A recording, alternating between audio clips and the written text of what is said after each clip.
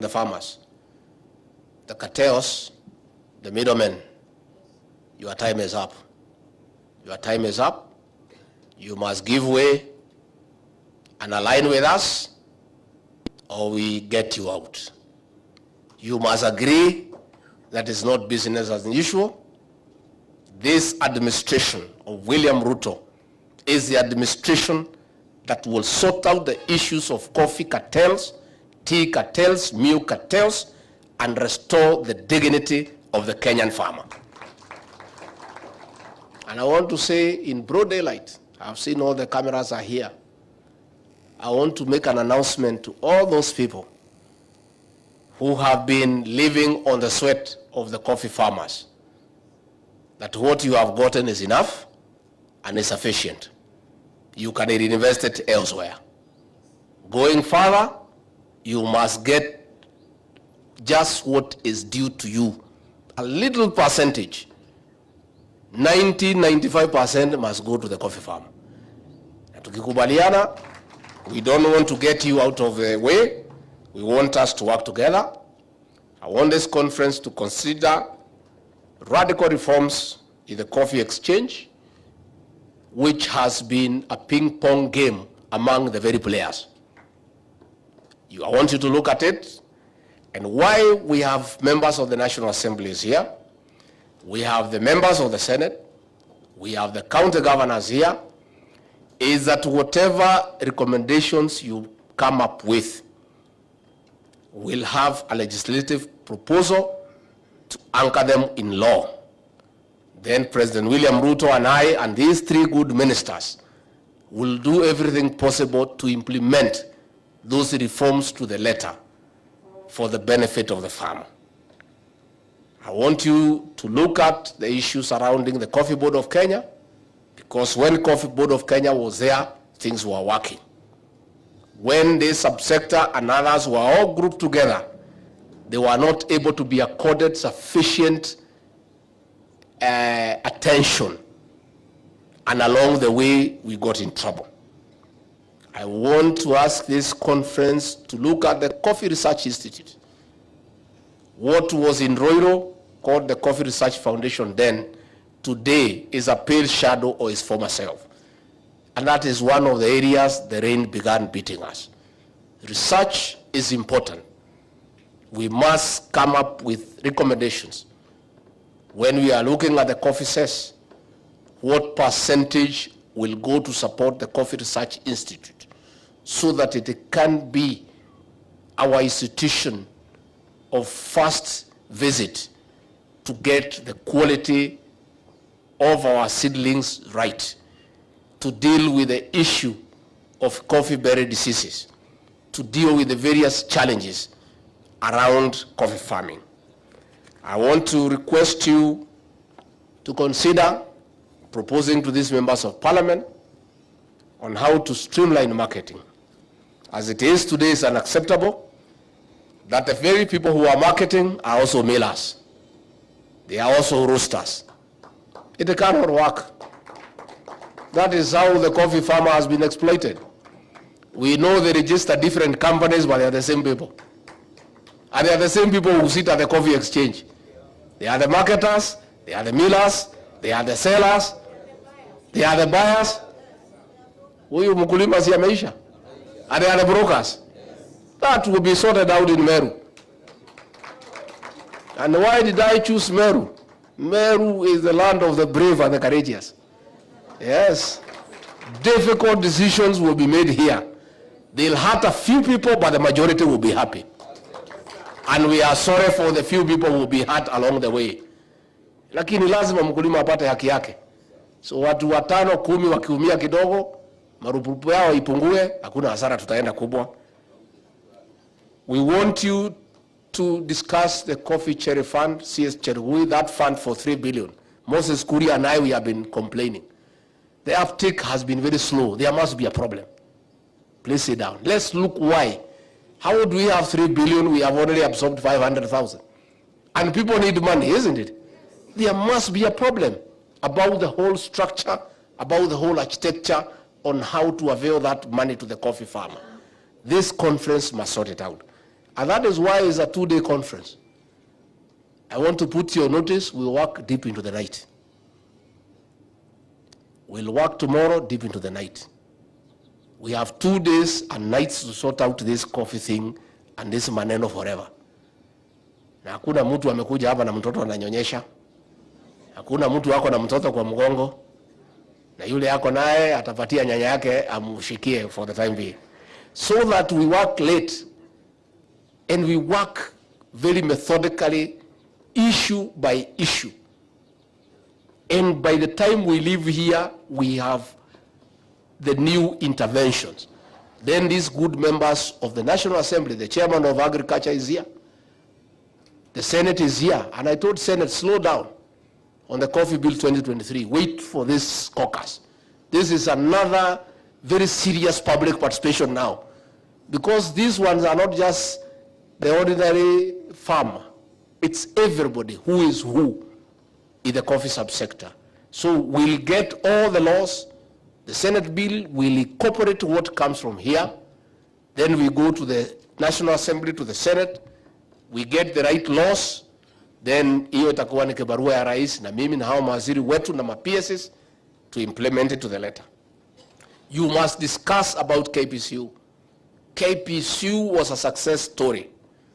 Along the way, it is moribund.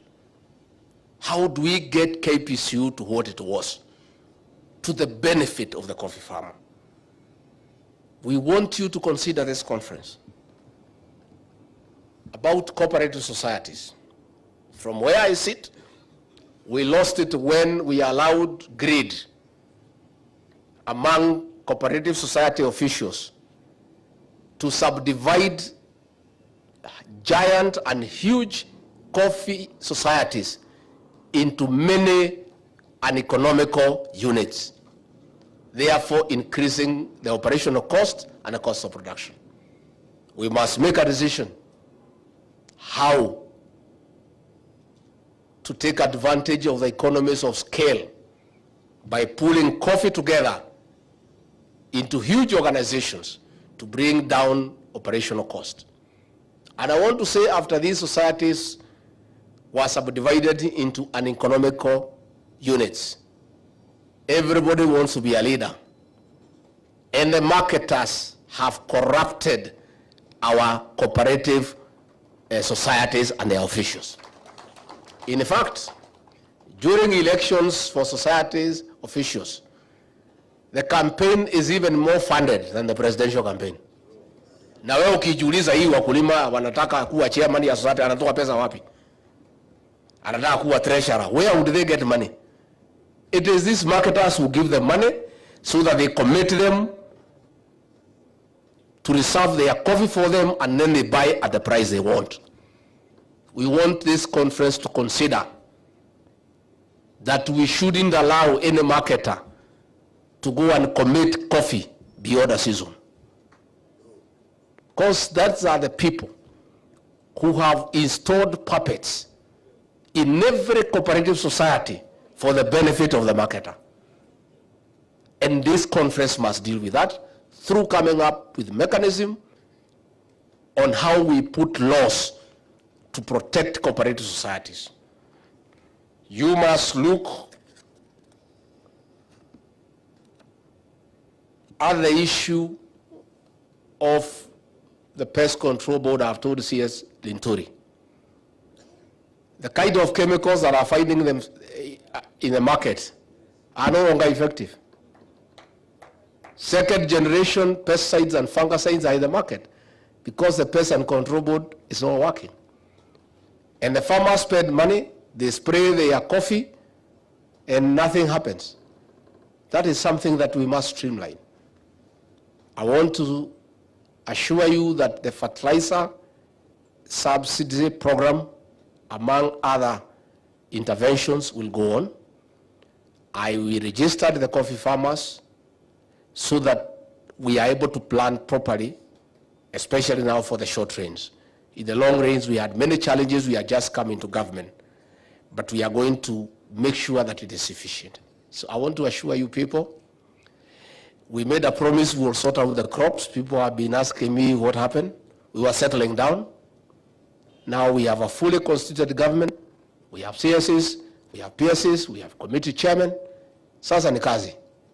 Tumeanza kazi ya wakulima. Na mimi hiyo nataka nikae hapo. In the next 3 weeks, we'll have another conference for tea stakeholders in the county of Kericho. We want all these crops, when we meet at the center of production, so that the environment is even right. Somebody was telling me we go to this conference in Naivasha. Sasa mambo ya kahawa inaweza zungumziwa Naivasha. So mambo ya chai, in 3 weeks time, all the stakeholders will be in Kericho, the county of Kericho, again to have a discussion. We'll be back. Tuko na mambo ya macadamia, avocado, and other crops. We'll group them together because we cannot have too many conferences for each crop. But at least coffee and tea should stand on their own because they are huge. We'll be back again to discuss issues of macadamia, issues of avocado, which CS Korea has taken with a lot of energy, but we want to bring all the stakeholders together so that we agree what is it that we do so that we have sustainable solutions. Kwa hivyo mimi niseme, I have very clear and equivocal instructions from President William Ruto that we must sort out the coffee subsector and restore the dignity of the Kenyan farmer. And me, I'm a very obedient deputy, so I'm under instructions. So ile mtu atasimama kwa barabara yangu nitapita na yeye, kwa sababu pia mimi nachunga unga yangu isimwagike. Na mnajua hii kazi nimepata juzi, na mnajua vile niko na shida mingi. Sasa hii kazi sasa lazima niichunge, si ndio? So mnajua vile nilikuwa na shida mingi.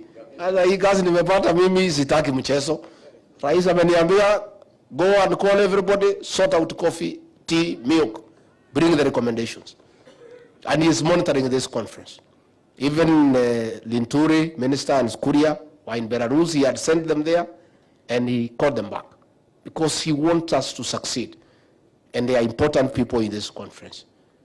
So, wale sasa kwanza huyu Mdeka, Linturi na Kuria, nyinyi ni watoto ya hapa Mount Kenya, hii ni pahali ya kahawa.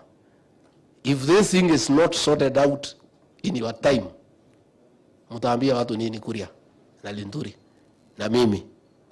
Tutasema nini? Sisi ni watoto ya hapa, hii wakulima wetu tunawajua, tunawaelewa, tunajua vile wamenyanyaswa na marketers na cartels. Tukikosa kuwasaidia, hata Mungu ataonana na sisi.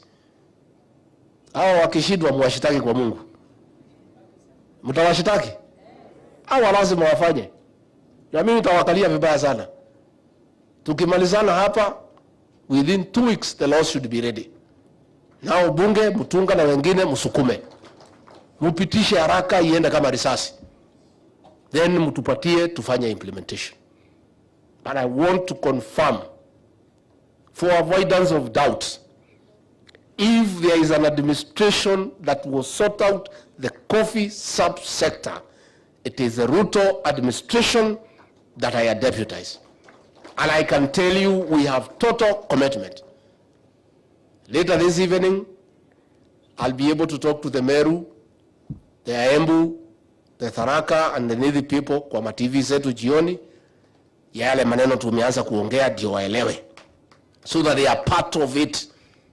Then on Sunday from Meru hii nitakuwa na Kerebe hapa pia niongeleshe wale wengine, so that we bring everybody on board, so that we have the support. And that is why nimesema wale watu kwanza wanakuza kahawa na wako hapa, maseneta muwapigie simu wakuje, kwa sababu nitawatangaza kwa watu yao. Jioni kama wewe ni kiongozi umechaguliwa, area yako iko kahawa, na wewe hapana iko pahali kahawa nasungumziwa, uko wapi? Where will you be? Lazima nitaambia wananchi siku kuona. Wakikuona wakuulize maoni yako nega? Leo jioni na Sunday. So wale marafiki yenu muwapigie simu. Nitawashitaki kwa raia. Because if you are not here, How will you support the recommendation in the National Assembly and in the Senate? Why don't you come here? We talk together so that ikija pale ni kusema yes, si ndio? So muwapigie simu wakuje. Isipokuwa ni wale wako ngambo, wengine wakuje so that they are part of this process. Because walichaguliwa na raia na wananchi wanataka kahawa ikuwe sorted. So wewe kama constituency yako iko na kahawa, wewe iko wapi? Kama wewe senator kwako iko kahawa, where are you? Si ukuja pahali mambo ya watu yako yanazungumziwa. Kazi gani nyingine huko naye? Ni gani hiyo? So tutauliza wananchi kama walikuona huko nyumbani ama ulikuwa hapa ndio. Kama huko wa nyumbani na huko hapa, utaambia hao bahali ulikuwa. Nikimalizia, so that now we open this conference, watu wazungumuze. Na mimi siondoki. I'll sit here today, tonight, tomorrow. Tutakaa hapa. Basi miraa itakuja. Aburi. Hata miraa iko kwa barabara na Muguka. And we made a commitment, tutachagua mabalozi ya kwenda Djibouti na wapi kutoka area hii ndio waende watafute soko. That is a commitment that we made with the president, and that will be done. Finally, it is true, all these interventions, watu ya Meru, watu ya Mount Kenya, watu ya Rift Valley, watu ya Coast, tukienda kila pahali wanataka barabara, wanataka maji, wanataka fertilizer ikuwe subsidized, wanataka mama wazee over 70 years wapewe haki yao. Hii pesa we must collect it from somewhere. That is why we have the finance bill. We have the finance bill. And let me tell leaders ambaye wanaongea cross purpose. It is only we are not taking time kueleza wananchi what is happening. Turuachie watu ya opposition na Twitter wapige kelele. We are coming to explain to the people why we must collect money to build their roads, to do their water. And the people will understand that they have started understanding. Wale ambaye wanasema finance bill ni mbaya ni ile watu ya Azimio. Mimi nimeuliza magavana juzi. Wewe governor, hata kama uko pande ya Azimio, uko na serikali, unataka pesa kutoka kwa serikali kuu from National Treasury.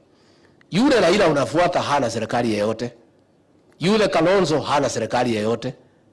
Yule Martha Karua, hii msichana wetu hapa Kirinyaga, hana serikali yeyote. So wanamwambia mpinge. Nyinyi, we owe you money for 3 months, which we have not paid you because we don't have the money. We must collect it from somewhere. So wewe ukiwa governor unasimama kupinga. Ati umeambiwa na Raila na Martha Karua Kalonzo, na hao hana serikali yeyote. Kazi yao ni kupiga kelele. But hakuna mtu nauliza hao mshahara, hakuna mtu nauliza hao barabara, hakuna mtu nauliza hao chochote, alafu wewe unafuata yeye. Sasa utafuata mtu ambaye hakuna mtu anadai yeye chochote. Na wewe uko na serikali. We owe these governors 94 billion, which they need to pay salaries, to build roads, to buy drugs in hospitals. If we don't collect this money, and the law says the money will be paid by Kenyans, that is the law. Tusipochukua hiyo pesa tutatolea nyinyi wapi? I am very happy that the leadership, especially of this region where we come from, is all aligned. Let us support the finance bill. Let us support the housing fund, because watoto wetu tunasomesha, wanatoka kwa shule hawana kazi. Mafundi wako wanashida pale kwa river, wanangoja. The whole housing thing has 2 components. The lesser component is getting houses for Kenyans to stop living in slums. That need is about 30%.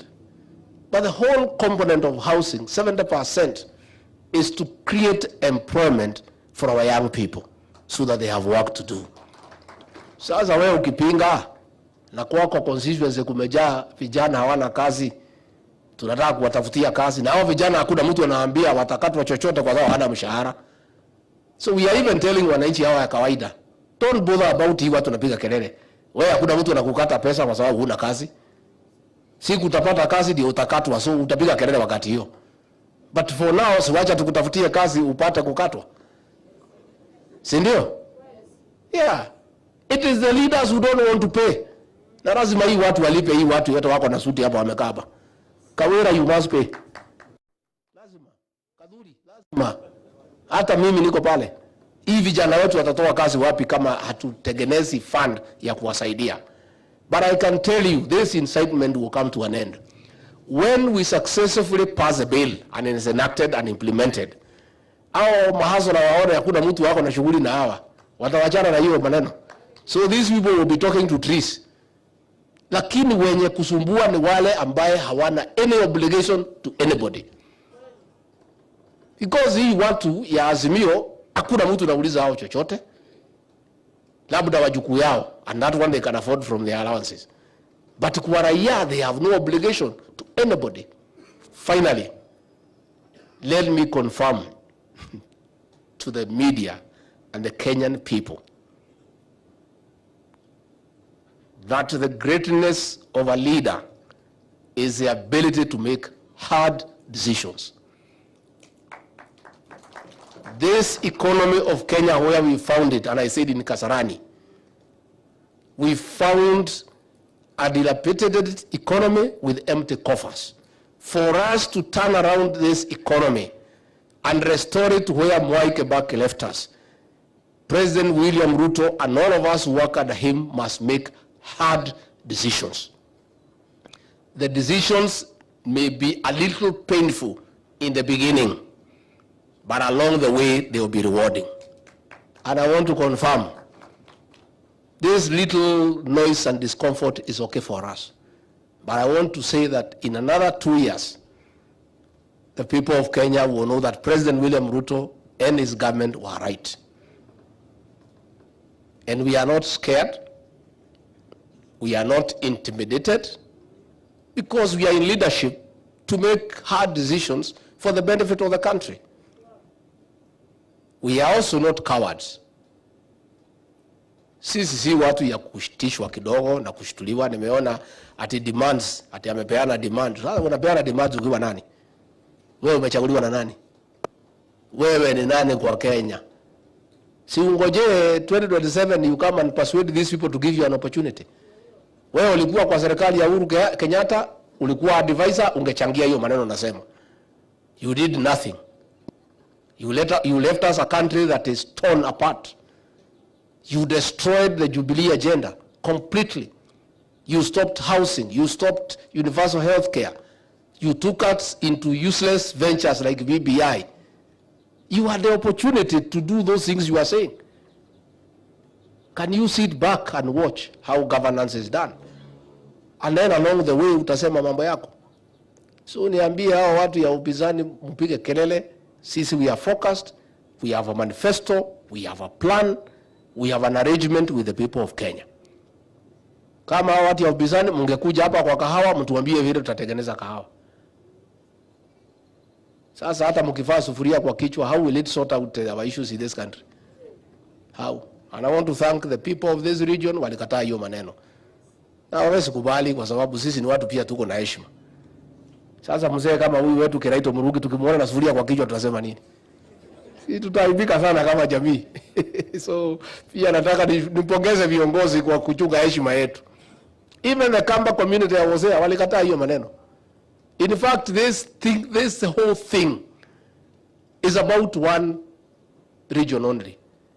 People who follow a leader blindly without knowing where he is taking them. Wamefuata yeye miaka 30, wamekwama. Sasa wanaambiwa vaa sufuria kwa kichwa, wanavaa. Sasa kazi yao tu ni fujo. Jana wameumiza hii mtoto wetu Sabina Chega, wamempiga die huyo wako hapa. Sasa mnapiga wamama ya nini? Na sisi hata wamama sisi hata wale tuliwacha kupiga wamama, hata wale tumetolea mali. We don't fight them. When you fight women physically, what kind of a man are you? Wewe unapiga mwanamke na wewe ni mwanaume. Wewe it is embarrassing. Yeah? See, these are cowards. You don't fight women. How do you go to fight women physically to sort out whatever issues are there? Simupigana na Sabina kisiasa. Yeye ni party leader, yule mwingine anasema ni party leader. Si wangangane tujue ni nani party leader. Sasa ukitumana apigwe, does that make you a party leader? Sasa unajua hii watu ya Azimio wamekwama. They are desperate, they are living in denial. Walikuwa na system, walikuwa na deep state, tukawashinda. They are still not believing. How does you attacking Sabina physically help you? It is very, very embarrassing. And we want to ask leaders to be dignified. Parliament is a place for talking. Sasa kama ni vita, si muende kule North Rift pahali iko shida, mtusaidie. Mtusaidie na hiyo budgets wako huko, mungangane na hawa. Parliament uongee na mdomo na akili. Those are the things that are required in the National Assembly. A brain and a mouth. Just talk and say whatever you want to say. So Sabina pole. Nitapanga kutafutwa mbuzi hapa utengenezewe supu alafu so that but it's the cost of leadership. Hata wewe ulijaribu kutoa huyo kuwa party leader na kulipulizi yeye. Pia hata wewe pia ni jamba. So lazima pia upate matatizo jiani because you did what is unthinkable. So mimi nimeshukuru. Tutakubaliana tuongee kabisa openly. Have we agreed we are going to sort out this coffee issue once and for all? And you are the people destiny has placed in a unique opportunity to sort out the coffee subsector. When the history of how coffee was brought back to profitability, all of you here will have a chapter when that history is written. So mimi natakia nyinyi mema. Mimi niko hapa tu kusikiza na kuandika. Tusikize mawaziri wako hapa, tusikize wakulima waongee, watu ya cooperative waongee, wataalamu waongee, kila mtu waongee, magavana wako hapa waongee. Tuandike, tuambiwe, mtatuambia vile tutafanya. Ikifika lunch, tuende tukule lunch, turudi. Tuendelee. Ikifika usiku, tuendelee. Sasa kila mtu wako hapa. Na kwa hivyo kwa sababu mimi ndio nimelipa hoteli, nikisema isifunguliwe mpaka tumalize, funguo yote nipatiwe. So hakuna mtu yakwenda kulala. Sababu sasa that's why I paid the hotel. I knew you could pay for yourself. Lakini nikajua wengine mtanichenga. Nikasema mimi nilipe, sasa mimi ndio mwenye funguo, ndio tukae hapa mpaka tumalize. Tumekubaliana watu wetu. I wish you God's blessings. May God guide you to have the right frame of mind to make practical suggestions in a very positive, objective and pragmatic manner for the benefit of our farmers. And when these farmers are sorted, na mimi hata nilimwambia rais, hii wakulima ya kahawa na majani chai na maziwa na miraa na avocado wakiweka pesa kwa mfuko, mimi hata akiniambia twende nyumbani tuko tayari kwenda, because that will be our legacy. Hata tusipofanya kitu kingine hiyo inatosha, tukirudishia watu wetu heshima yao. Tunataka kuona wamama wetu wakiwa na pesa kwa mfuko, wakiwa wasafi, wametengeneza nywele, wamepeleka kwa ile kinyungu imekorogwa inasimama vizuri. We like seeing our women clean and beautiful and looking well, and they cannot if they have no money. Si ndio? Si wamama ni maji na kibeti? Yeah, we want to restore the dignity and the beauty of our women as a society. Tunataka hawa wazee aende kwa mfuko atoe 3,000 apatie bibi yake kwa sababu ya kumpenda bila kumuuliza anaenda kufanya kazi gani naye. Lakini saa hii akipatiwa 1,000 anaambiwa aeleze inaenda kazi gani. Because hiyo 1,000 hakuna pesa nyingine isipokuwa 1,000. We want to go back there. And I can tell you as an administration, if we succeed to restore the dignity of our farmers and the Kenyan people, that will define the legacy of this administration. And all these people are persuaded. Huyu Linturi na Kuria wanazunguka na Chelugui, they are everywhere, they are working very hard. And I want to commend the 3 ministers and we'll work together. Where you need my support, I'm available. Kwa hivyo, wapi MC atuambie, how are we proceeding? Mumepanga vizuri? How we proceed? So that sasa tuanze kuchukua maoni. Sasa kila mtu atayarishe kalamu na karatasi. May God bless you and bless you abundantly. Asanteni sana.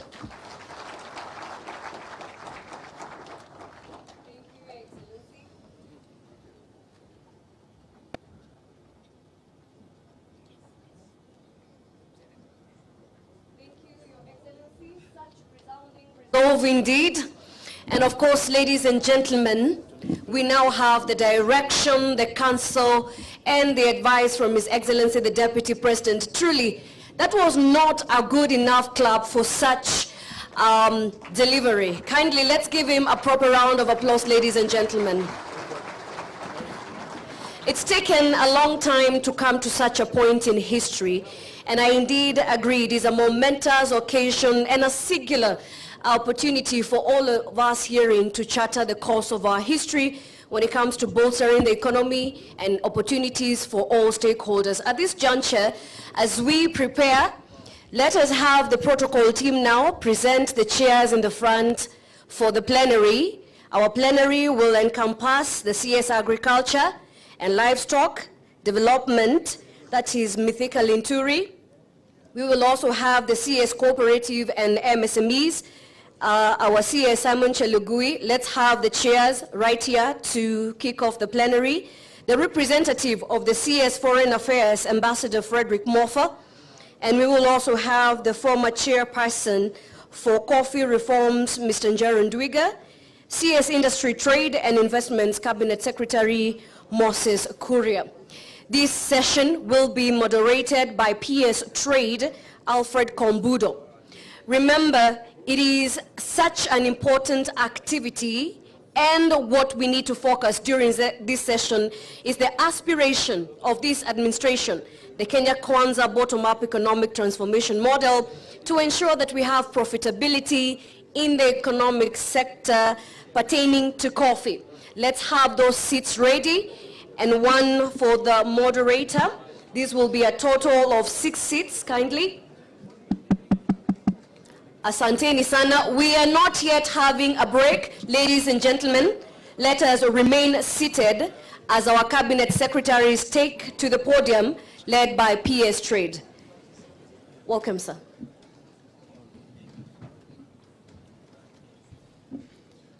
Thank you very much.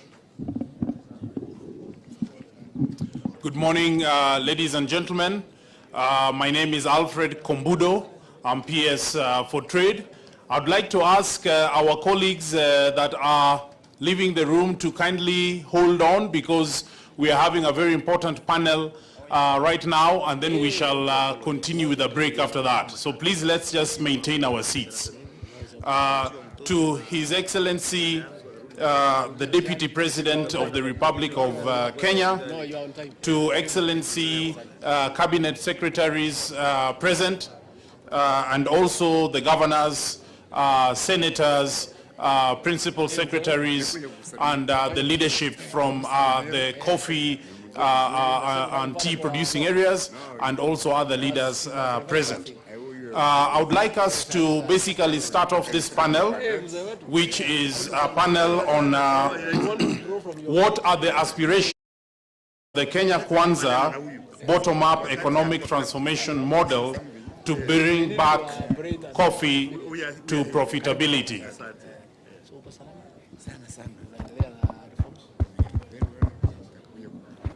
I will allow for a few seconds those that are completing saying a quick hello to complete settling down, so that we can commence the panel with the full attention of the audience.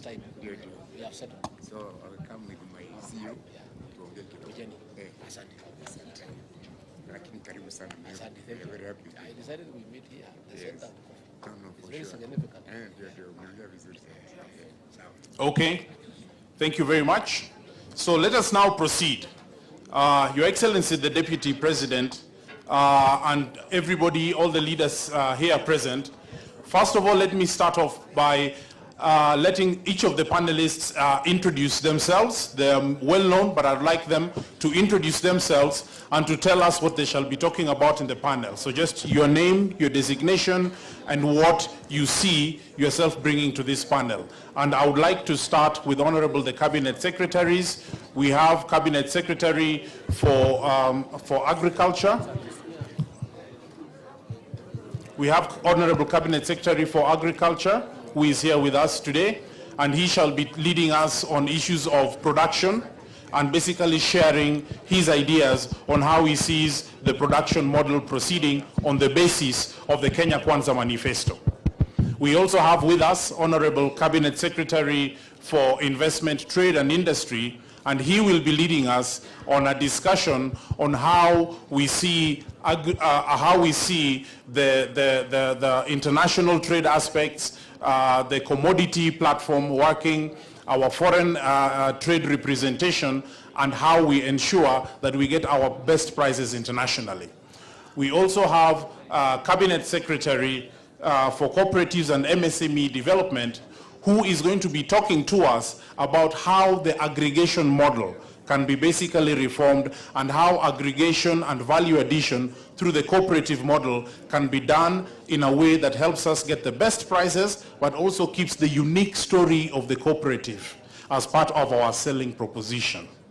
We also have Ambassador Matwanga, who is from Ministry of Foreign Affairs, the Director for International Economic Affairs, who shall also be sharing insights with us on what exactly it is that MFA and the international community should do to support our international engagements in the coffee sector.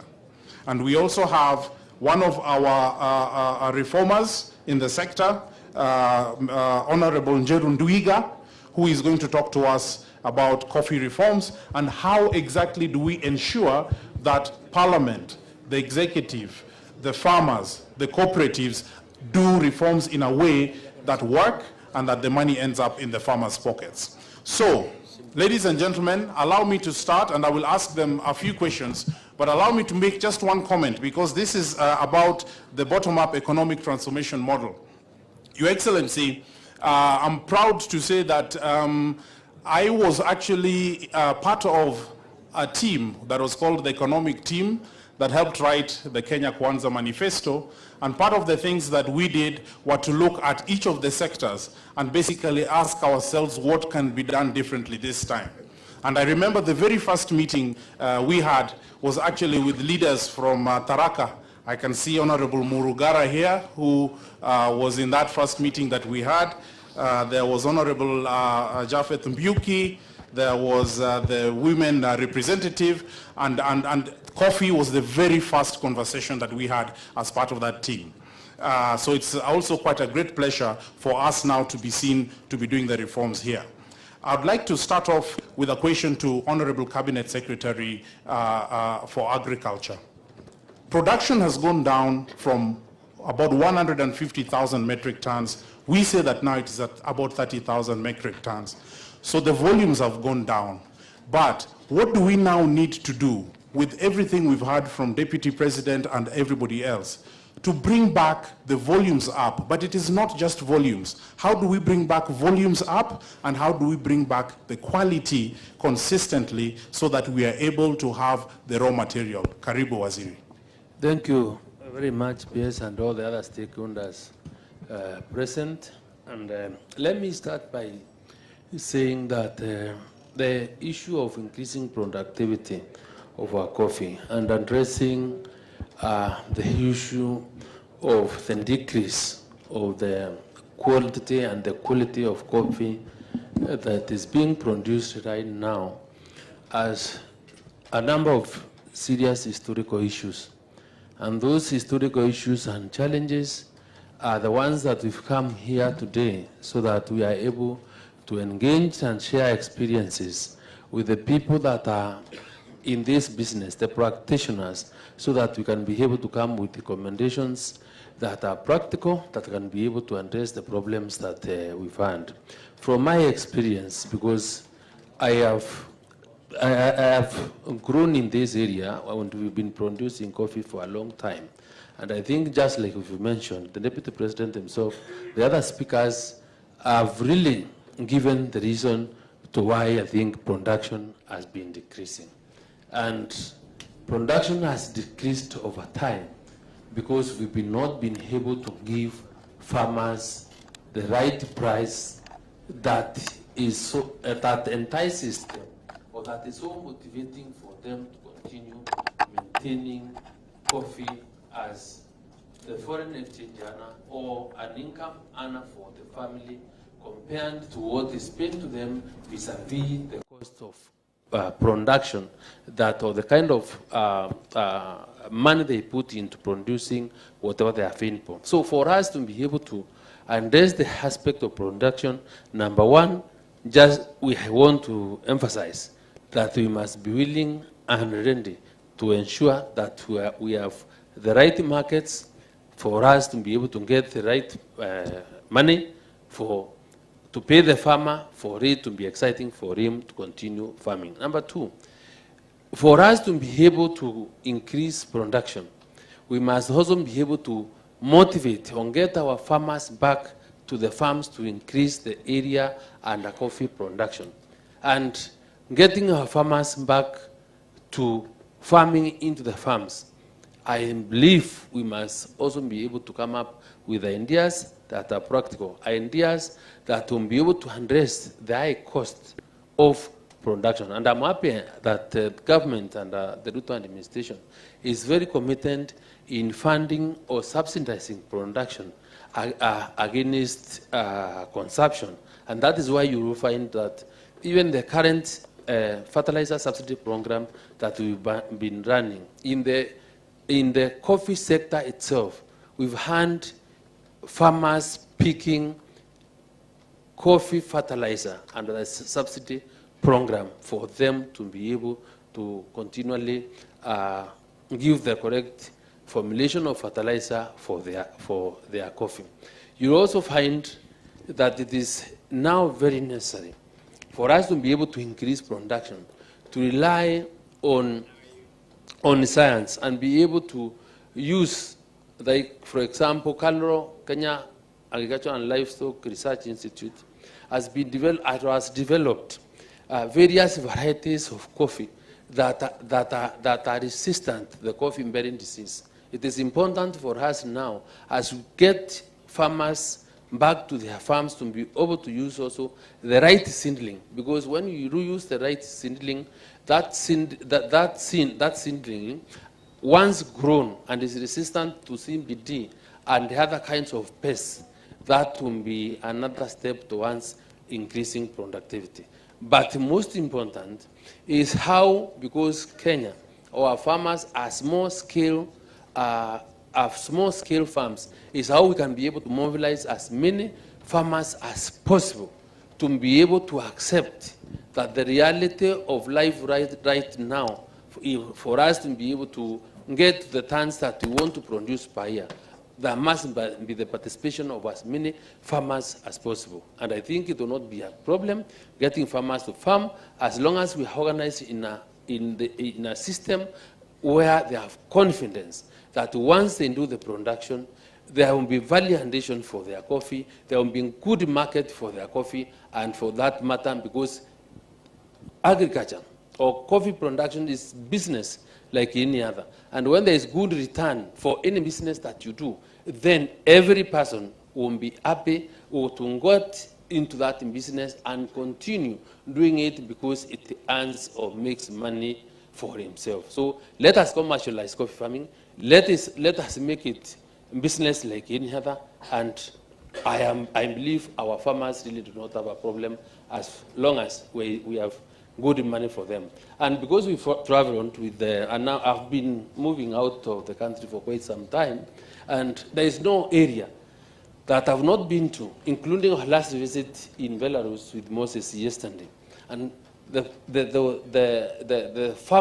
business people and other government officials that we've met are always talking about the good quality Kenyan coffee, which they are willing to buy. You remember the meeting we and the Vice Prime Minister are talking about why do they have to get their coffee in Belarus from Europe? Why can't we export directly? So there is room for us to explore new markets for coffee, and I think out of that and the value addition, we'll be able to earn more earnings, and that will really motivate our farmers to get to the farms and be able to produce more. And of course, with the government support and the commitment that is being given, I don't really find it a problem. Thank you. Thank you. Thank you. Hello. Thank you very much, Honorable Cabinet Secretary, for giving us that information about the production side.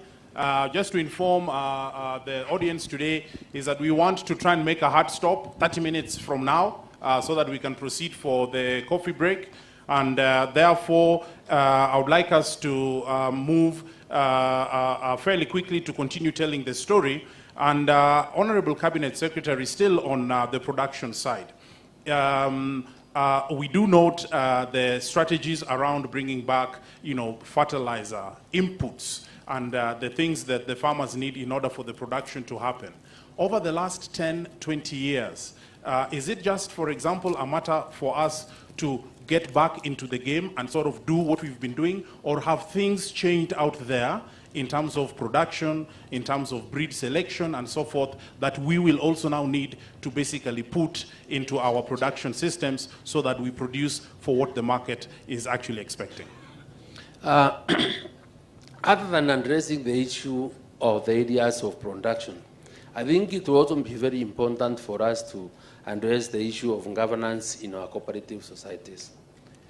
How the quality, the type of leaders that we elect as farmer organizations in our factories contributes also seriously to whether farmers will have confidence to go back to their farms or not. So, because it's an issue, and I would want to encourage the leaders to become open and be able to bring it out.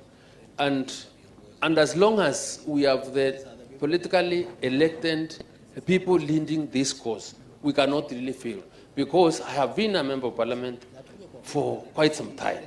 I know whenever any leader takes up a matter and runs with it, the people that elect him and the people that he leads are always very faithful to the advice that is given to our elected leaders. So even we have, as we address this particular this issue, it is important that we all come together and agree this is the way we want to do things, this is the way forward, because our agents on the ground there are the people that have been given the mandate by the people of Kenya to represent them in all spheres. And I believe when we do it, it will not really be, it will not be a problem.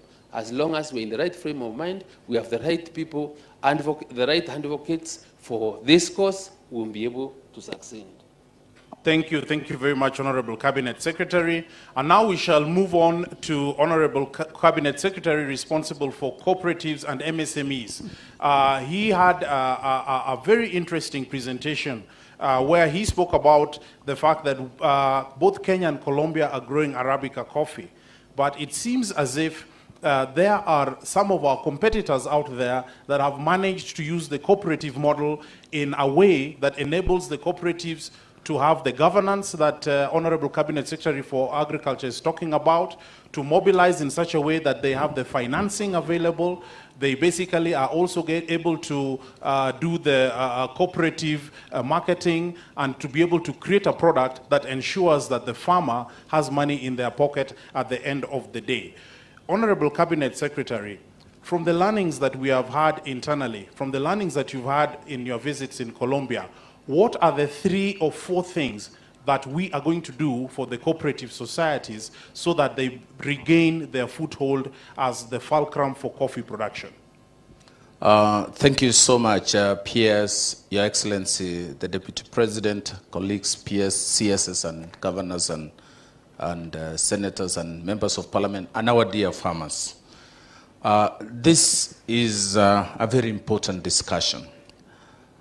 The Kenya Kwanza administration came up with it better and identified a number of value chains to be supported and given due consideration, coffee being one of them.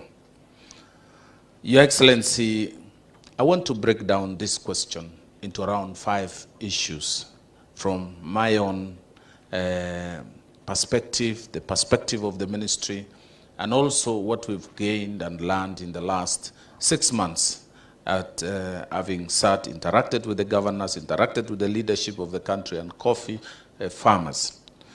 On the issue of productivity, we have had a decline, serious decline in production because we stopped carrying out and managing our Coffee Research Foundation.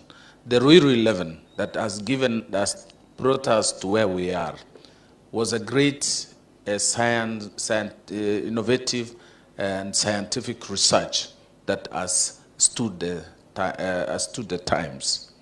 On productivity, as you've been told in the various speakers, including the Deputy President, our average production today is 2 kilos.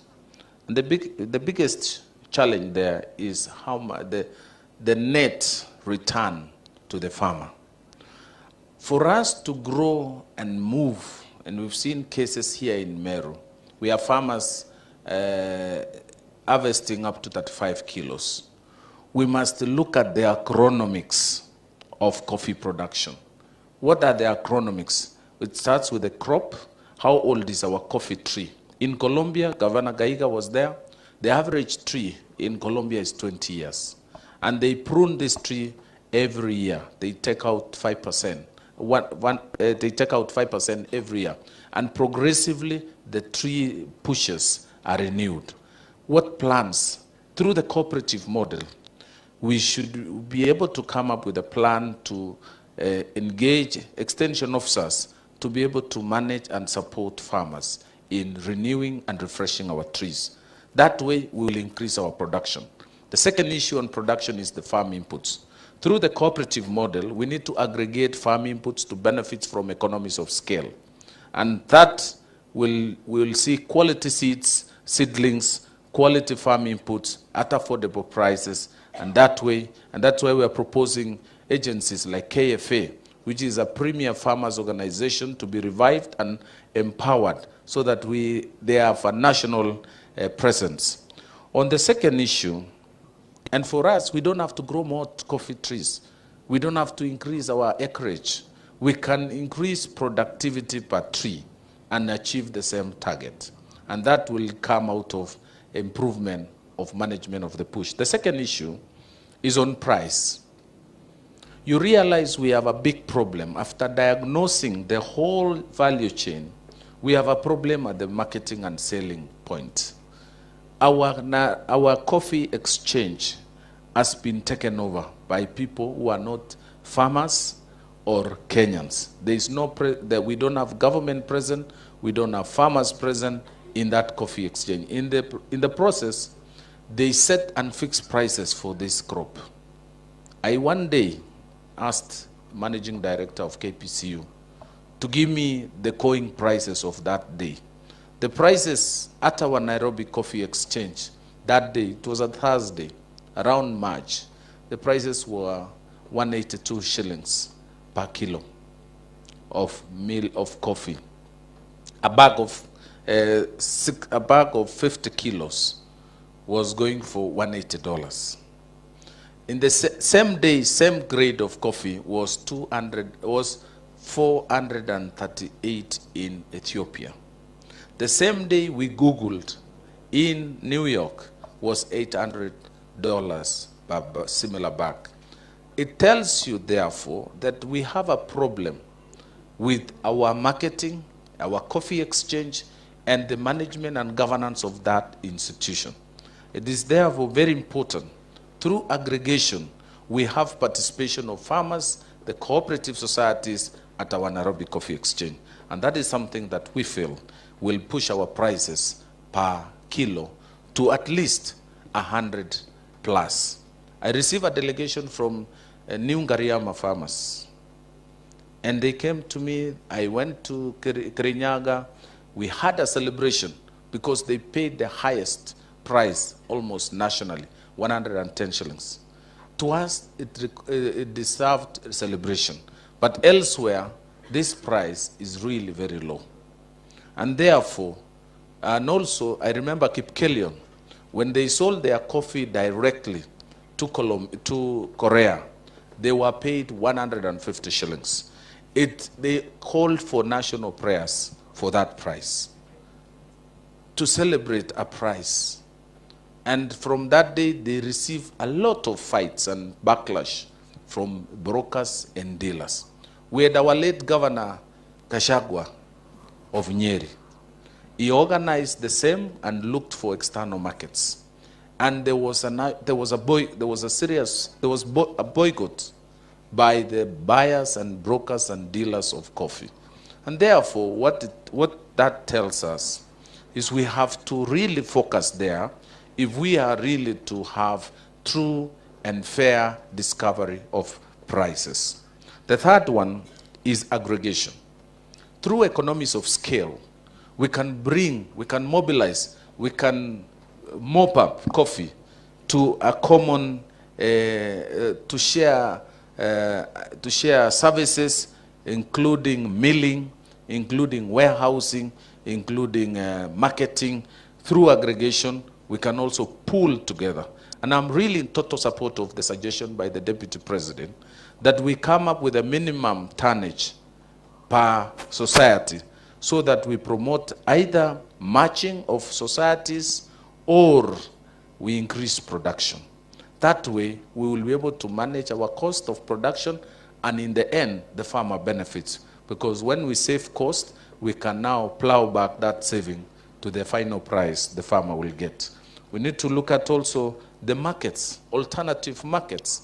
Through this aggregation, we can have, through our trade officers, trade attaches, and also specific officers manning out external station, we should be able to identify alternative markets.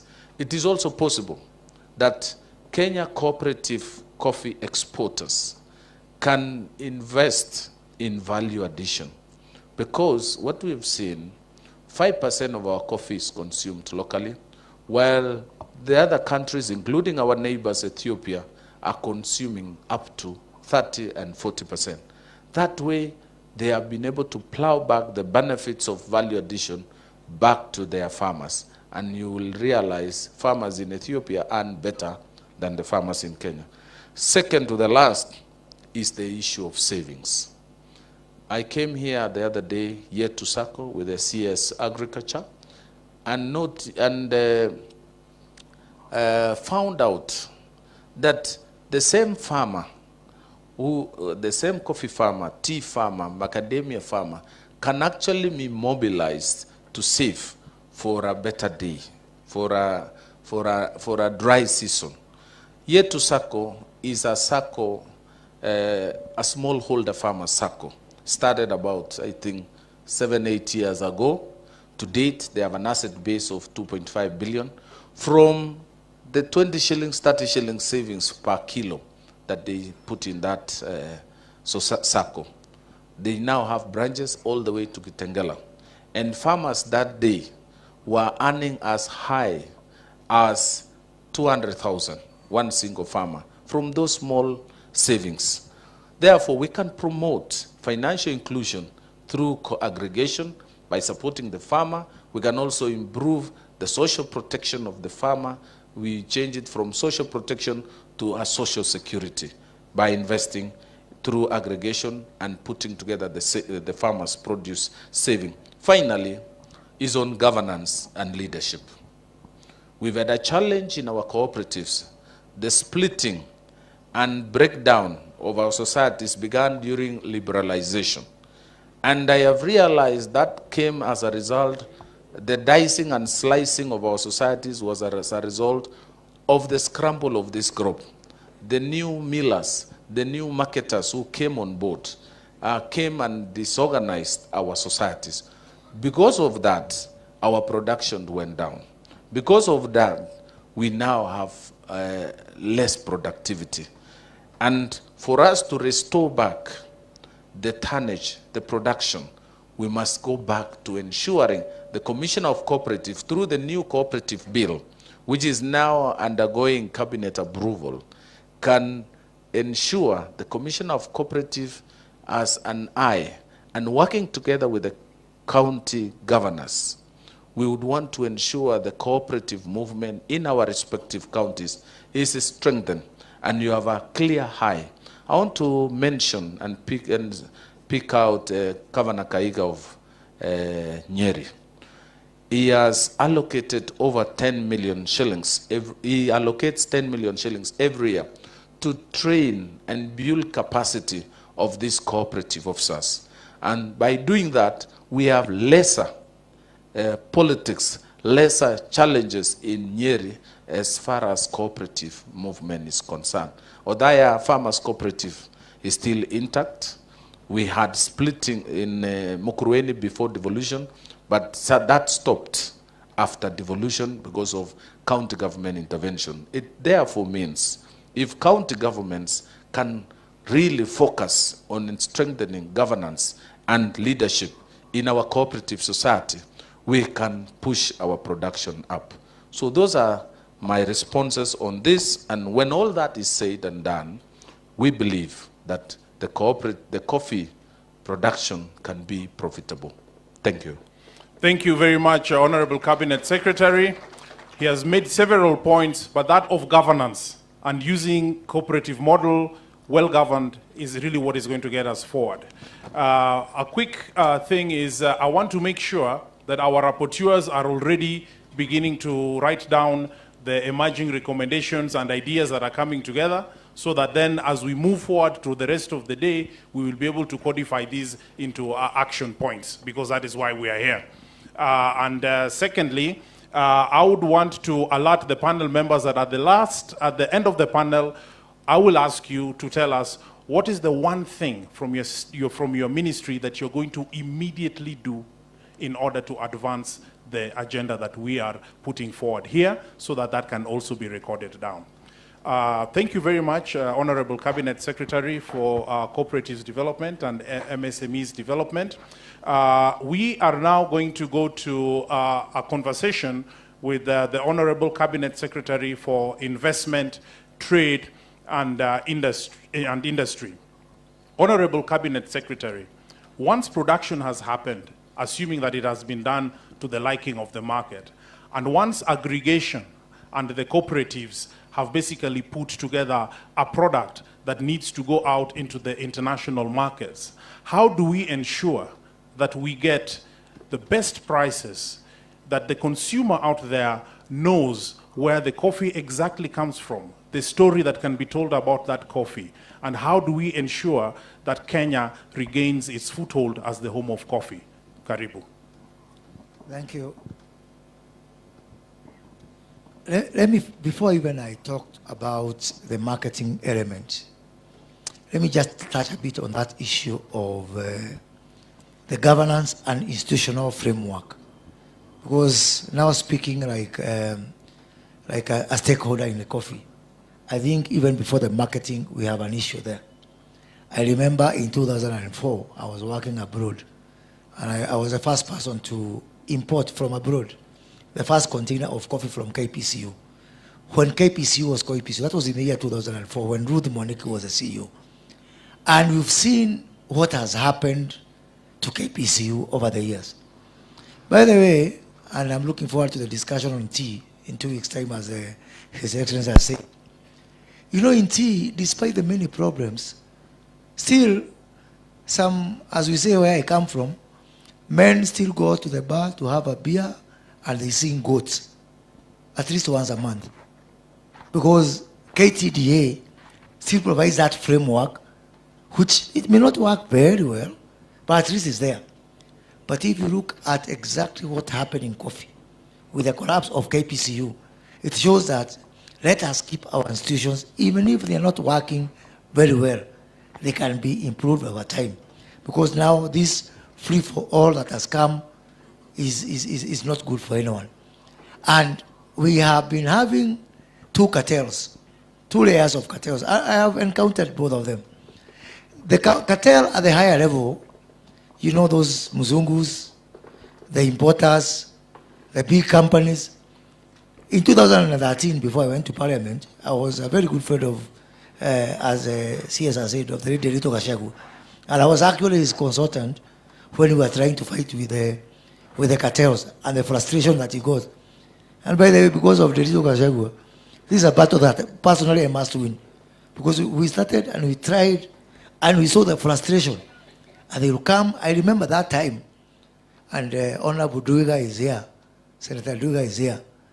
Senator Duiga, if you remember, when Derito Gachagua started, and yourself also, the German former Chancellor, Schroeder, had to come in and see President Kibaki, just to ensure that we don't continue with the efforts that we have made to liberate our people from this.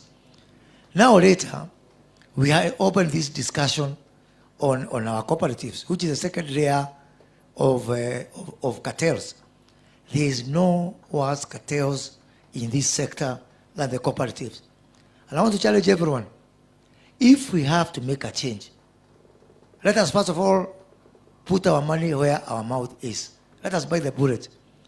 Can we change the law to a such a way whereby the governor of a coffee county and the member of parliament from that area are automatic members of every coffee cooperative? So that we can have people who are accountable. So that we can have people who can be asked questions by Mwananchi. And I'm saying this because when I became a member of parliament, I said, now I'm going to fix coffee. It's my chance. So I called my cooperatives. And one guy, he was a chair of Kiambu cooperatives and also from my area. He told me, kukula lazima tukule. Kwa sababu sisi sio yai. Yai ndio tu haina mdomo. Haiwezi kukula. Kwa hivyo kukula lazima tukule. And I was very frustrated.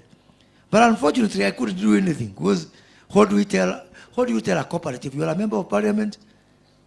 A cooperative is devolved. The governor has no say in that particular cooperative. The member of parliament has got no role in that cooperative. So, in this, because His Excellency has said we have to bite the bullet now, let us bite the bullet by showing those people who think that they own the farmer, that even a member of parliament and a governor, they also own the same farmer. So, by having them in these cooperatives, so that they can be able to answer the question on behalf of the people that they represent. Otherwise, it can be very frustrating. Now, as I move on now to the next issue, which is the price. The only way to fix this price is nothing but value addition. And this is value addition in two ways. If you go to Starbucks, and I travel quite a lot, a 225-gram sachet of what they call Kenya AA, the best coffee, it goes for somewhere in the region of $22. Now do some mathematics. It means that a kilo of that Starbucks coffee is somewhere in the region of $100. Or by the current exchange rate, 14,000 shillings. Even if you use a factor of 10 to go back from that sachet to the cherry, you'll find out that there's no reason, and I believe there's no reason why a kilo of coffee cannot charge minimum 1,000 shillings. Na hata ikipungua sana, I believe if we do the right thing, we can be able to give 500 shillings to the farmer. I believe it's possible. And I believe it's doable. That time, when I was in parliament, I started to try to move a bill to say, let us not export our coffee raw. And I was fought a lot.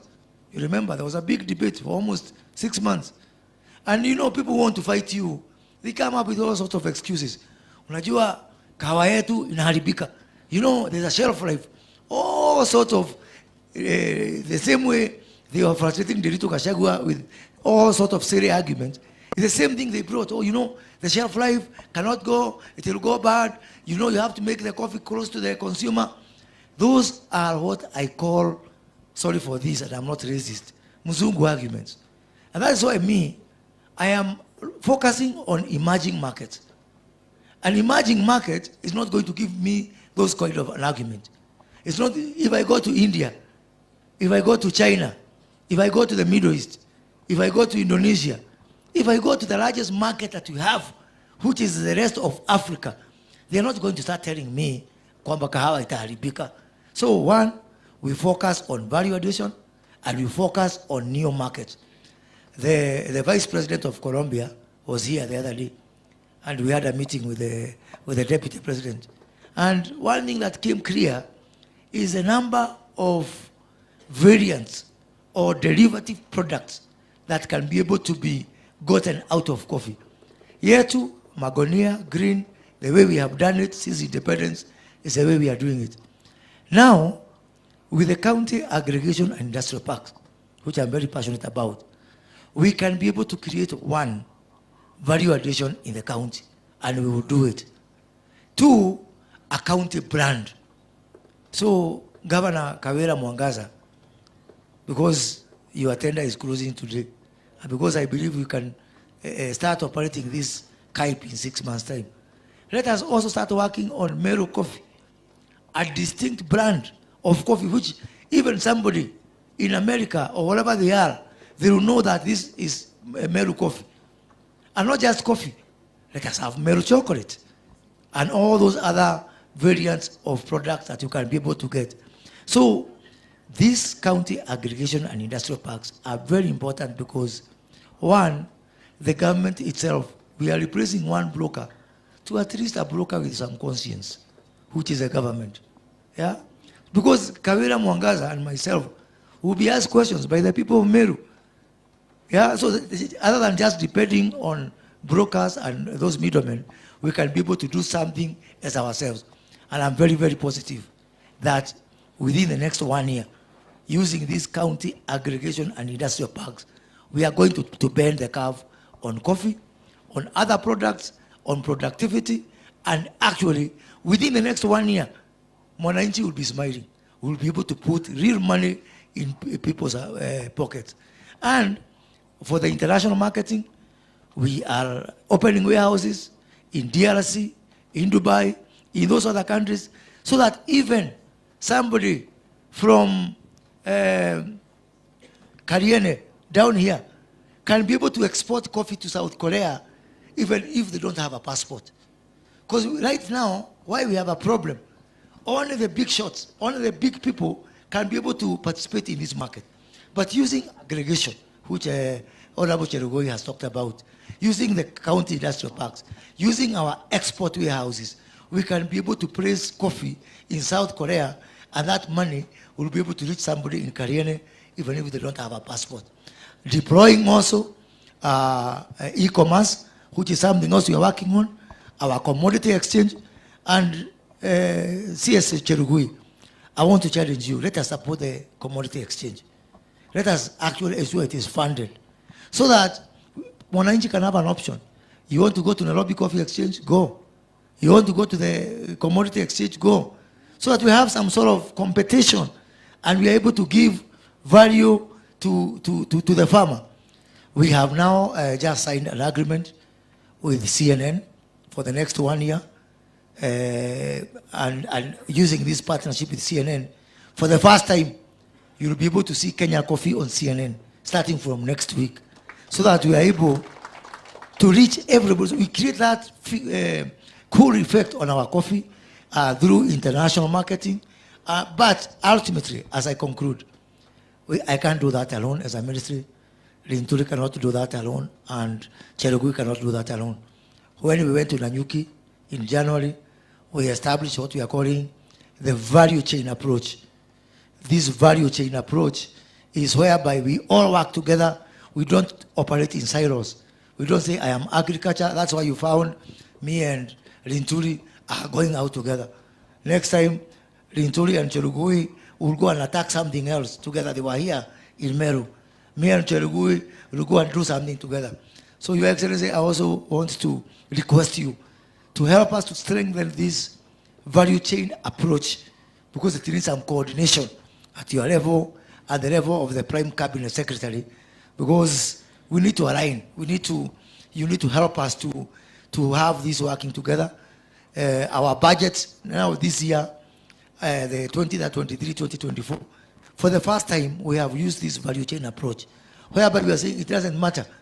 I have heard reports that we have got 260 billion within the value chain. Personally, it is not in my ministry, but it doesn't matter. If my brother Linturi has it, and he produces, mimi itangangana huko, and I will create the market. But the most important thing is to have a coordinated approach, because as the Deputy President has said, we must be that generation that is going to fix this issue for once and for all. And because najua kuna watu wengine wanafikiria kwamba we are not going to perform. That's why I'm saying the only auditor who is going to audit our performance is a Mwananchi at the ballot. So we be given time. If we don't perform, mwananchi atatupiga kiboko. But I'm sorry, in these plans, my only institution I can report to is, other than my president, my deputy president, is parliament, who just got an oversight role, and the voter at the end of our term. So I'm saying this because nimesikia watu wengine wakisema ati sijui finance bill does not pass, wataandamana. Where andamana after 5 years? Tuende kwa mwananchi after that. Because mwananchi is not stupid. They can see what we are doing. We need to be given time. We put all these plans into place so that by 5 years to 4 years from now, because 1 year is almost gone, then we'll be asked a question. When you guys took over government, the farmer in Meru was getting 40 shillings. How much was a farmer getting by 2027? And I'm not saying that it's going to hit until 2027, but I think that we need sufficient space to put all these plans together. Wengine ambao walikuwa kwa hii serikali, ukiwauliza kahawa inatoka wapi, wanakuambia inatoka pale kwa nini? Kwa kitchen pale. They don't know about the trees and all that kind of thing. So please, let them give us time now. We put all these efforts together. We work together so that at the end of the day, we can be held accountable by our people. Thank you. Thank you. Thank you very much. Let's give a round of applause to Honorable Cabinet Secretary. It's now 11:48. We've overshot by about 3 minutes, but it's an exciting conversation, and I want us to follow through with our other panelists, and then we'll try and wind up as quickly as we can. Thank you, Honorable Cabinet Secretary. Governance is keeps on coming up. Excellency Deputy President, that issue of governance, wherever we talk about production, it's coming up. Whenever we talk about cooperatives, it's coming up. Whenever we are talking about the marketing, it's coming up. And therefore, that is something which I think it is loud and clear we have to fix, take the hard decisions so that we are able to then move forward.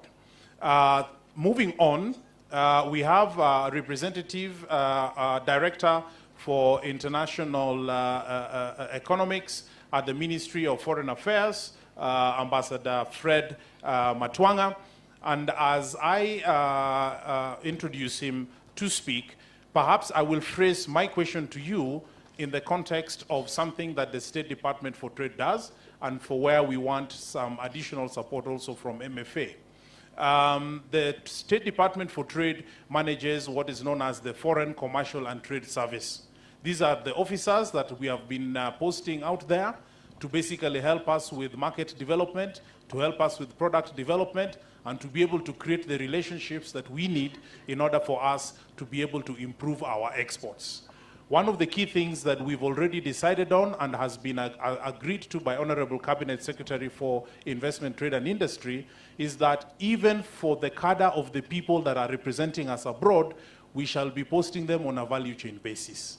We shall basically be saying, if we are in the coffee sector, we need to have people out there who are conversant with coffee, who understand coffee production, who understand coffee aggregation, who know how to do coffee tasting, who know how to establish relationships, who knows how coffee exchanges work, and then that is the kind of person that is going to be able to have the capacity to basically implement this. And as a State Department for Trade, we have made a commitment that we are not going to post any more trade attaches who are not going to be posted on the basis of value chains. And this is something that I believe over the next 1 or 2 days we'll be able to refine at this conference so that then we're able to move coherently.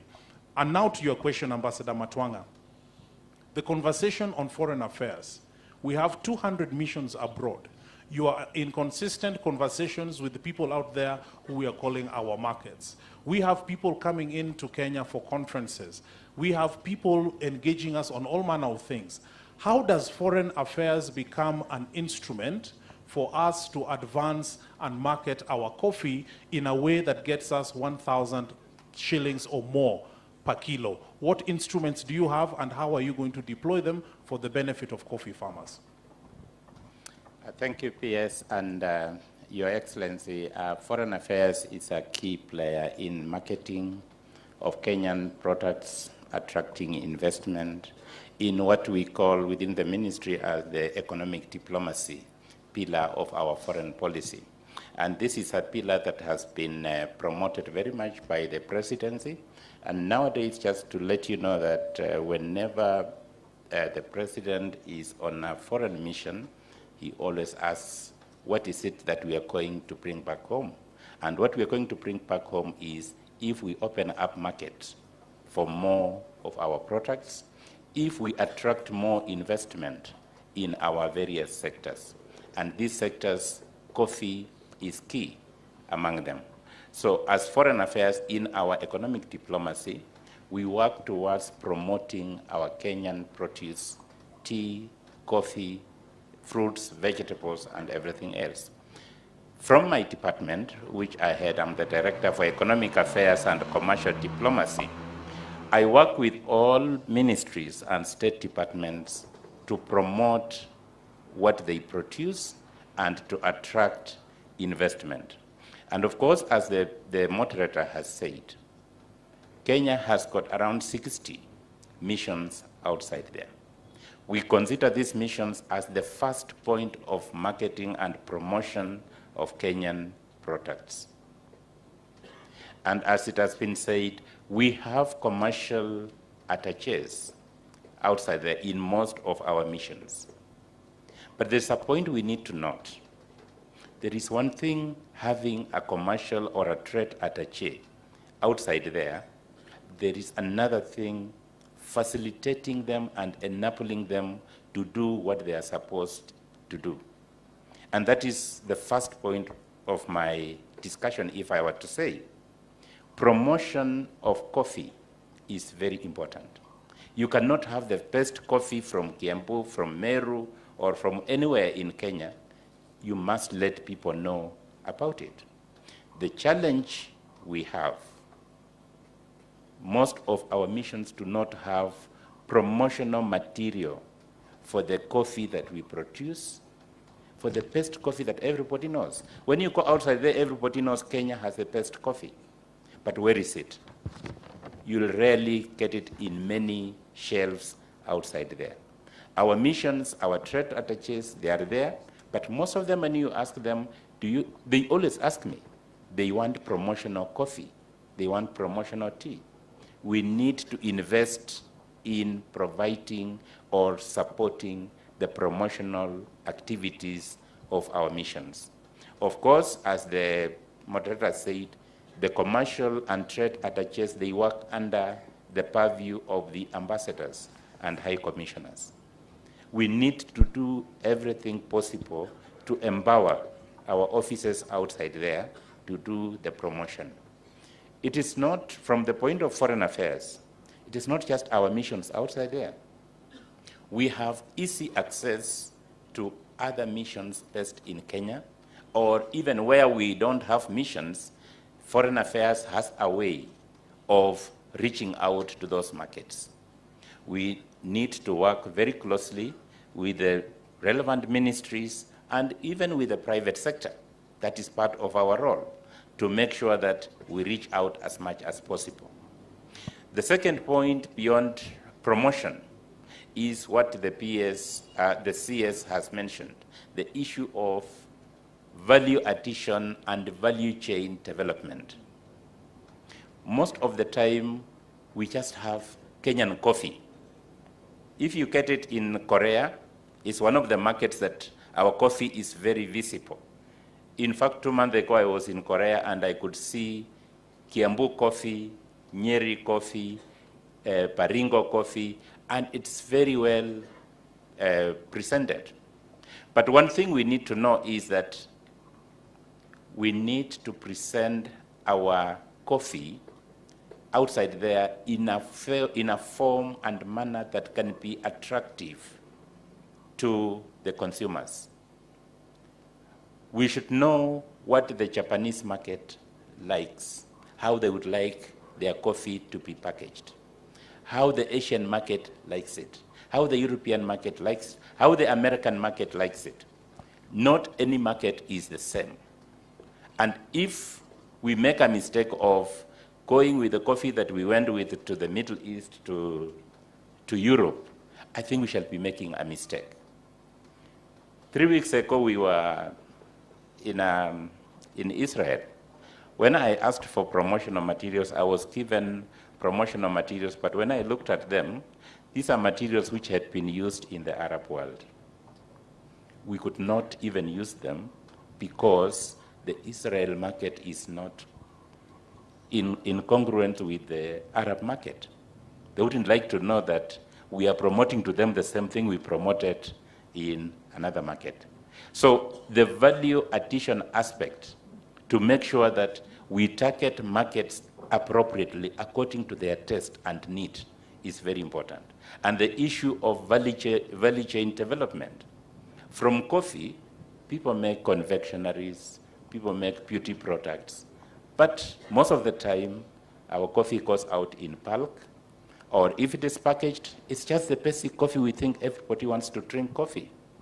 Why can't we earn more, plan to earn more from coffee by enhancing the value chain, other products that can come from the same? The third thing I would like to mention from the foreign affairs point of view is about sustainability. When I talk to our colleagues who are helping us market and promote our products outside there, most of our supply chains are very short-lived. In the east coast of the US, there is a Kenyan who got a contract with one of the coffee chains. He was to be supplying 4 containers every week, or every month, not every week. It was only supplied once.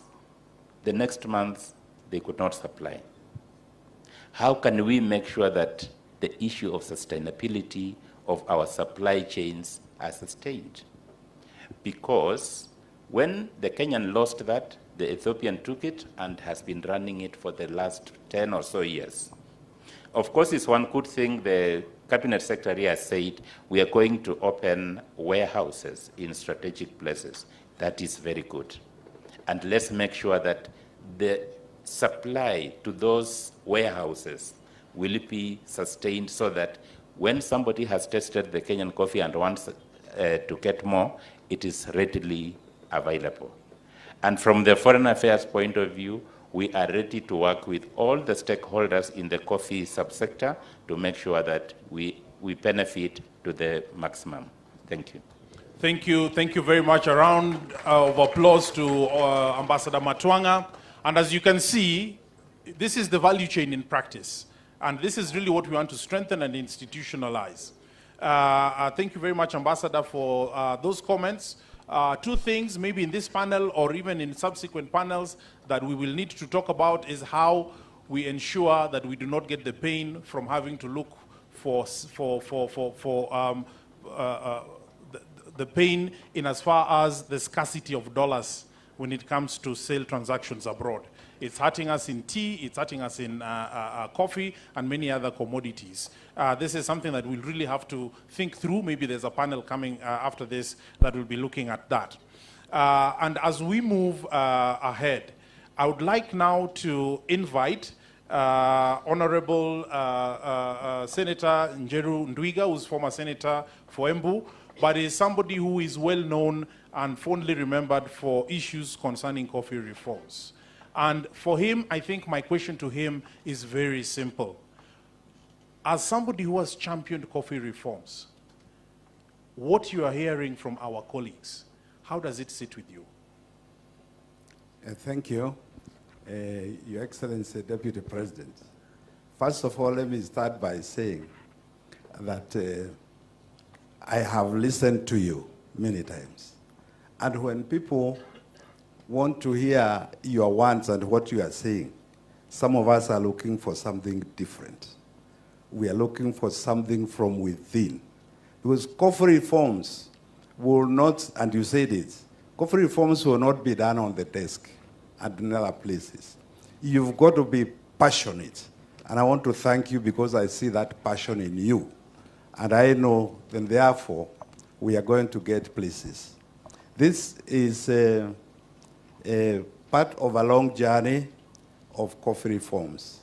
And I will remember that in the early, late 90s, actually early 90s, when we started reforms, And I'm happy to see Mheshimiwa Kiraitu Moronge here. Because in Parliament, we formed a team. We formed a team called COTEPA, Coffee and Tea Parliamentary Association, which was then chaired by the late John Mishuki. And Kiraitu was the secretary then, and I was its treasurer. So it's been a long journey. And to date, we are seeing a lot of things, because a lot of things have happened. But these piecemeal reforms have not helped the sector. That's why I am happy that today we are meeting in Meru. First, to look at what we have on the table. And on the table, we have got the coffee bill, which in the last parliament, I, as chairman of agriculture, we passed in the Senate. And I am happy the new Senate has taken up the same bill, and they have done it, a few amendments, whatever it is, we will look at those. I am happy that they're going through with that bill, because therein lies the answer to the problems we are discussing here. The coffee problem started in early in the 90s. And very many people don't even know why we are where we are. We are where we are because of some people, and they have delegates in here, Your Excellency. Those people, the war was to kill KPCU. And that was but there was nothing else. It was to kill KPCU so that we start other moribund millers and start other marketing agencies. That was the reason. And they did succeed to some extent, because they got their way, their millers, they got their licenses, they got even statutes changed in Parliament at that time. They became marketing agents, now they are marketing agents. And I will tell you, because this is going to be very, very unpopular with some of us seated in here. All these mills which are now started all over the country, Your Excellency, most of these are white elephants. Why do I say so? When this country was producing 100 and close to 40,000 tons of coffee, we had one mill, KPCU. We had one KPCU, one mill. Now, we are now producing, we are at what? This year about 50,000 metric tons, and we have almost 20 mills. We have almost 20 mills. These are white elephants.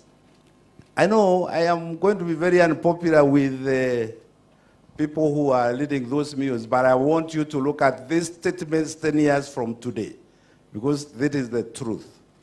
That until and unless we begin to look inwards where our problem is, because our problem is not with the consumers. Our problem starts with us, and is with us, starting from our cooperative societies that has been saying governance all along, from the cooperative society all the way up. And I really do hope, those of us who've been in the reform sector for this long, I really do hope that this sector, when we put in institutions, because we need strong institutions, that we will have strong leadership in those institutions. Because that's where it all is. Strong leadership in those institutions. People who will be passionate to lead this sector, where this sector should be going. Honorable Kuria did mention, I think that happened once. Me and your brother, your late brother, we, at one time, when we were championing coffee, we made statements that from now on, Kenya coffee will not leave Mombasa in bags. It will live in either cans or in tins, value added. The Chancellor of Germany came here. And the reason we were saying that was we just come from Berlin, where they were congregating all the world coffees from the Latinos, from Africa, from wherever, and then exporting it. Can you imagine that Germany then was the biggest exporter of coffee? And there isn't even one bush of coffee in that place. But they were the biggest exporters of coffee. When we came back, we said, now this does not make sense. And these fellows are dictating prices to us, that this is how much we will buy your coffee. And one time we asked, and I remember it was a meeting where then the president was Kibaki. That's why the man came. As when we want to buy a Mercedes, you walk to the showroom, and you have no option to discuss the price. The price is fixed, it's there. Take it or leave it. So why is it that our coffee people are telling us how we should take it to them? Your Excellency, you have traveled, and all of you have traveled. You have gone to all these cities, all these Starbucks, and wherever in the world. Tell me, where did you go and find in a cafe that this is Kenya AA, this is Kenya AMB, this is Kenya PB? Nowhere. All of it is Kenya AA, wherever you go. What happens? At the exchange here, a bag of AA maybe that week or that month was bought at $450. Now the other bags, the lower grades, would you believe it? Some of them go for as low as $50. $50 per bag of 50 kg. That is $1 a kilo. If you divide that kilo by 6.5 to get how much that is in sherry, it is cents. It is not even shillings. If you divide, how much that is, in terms of sherry. So what we have to look at today, and I am happy we are talking about value addition, is for how long? Those of you who do not know the history of cooperatives and the history of coffee, is that coffee, when it was brought by the white man, by the colonialist, it was not meant for you, it was meant for them. Even after you got independence and you grow the coffee, it is not yours. It's meant for them. 60 years later, after we've all gone to school and we are where we are today, we are still behaving like my grandfather was the one who wasn't planting that coffee. It is time to change. And it is time to change, and I think that this conference will come up with what it is that we are looking for in terms of reforms in the coffee sector, so that the farmer eventually gets what is due for them. But I do know it's not going to be easy.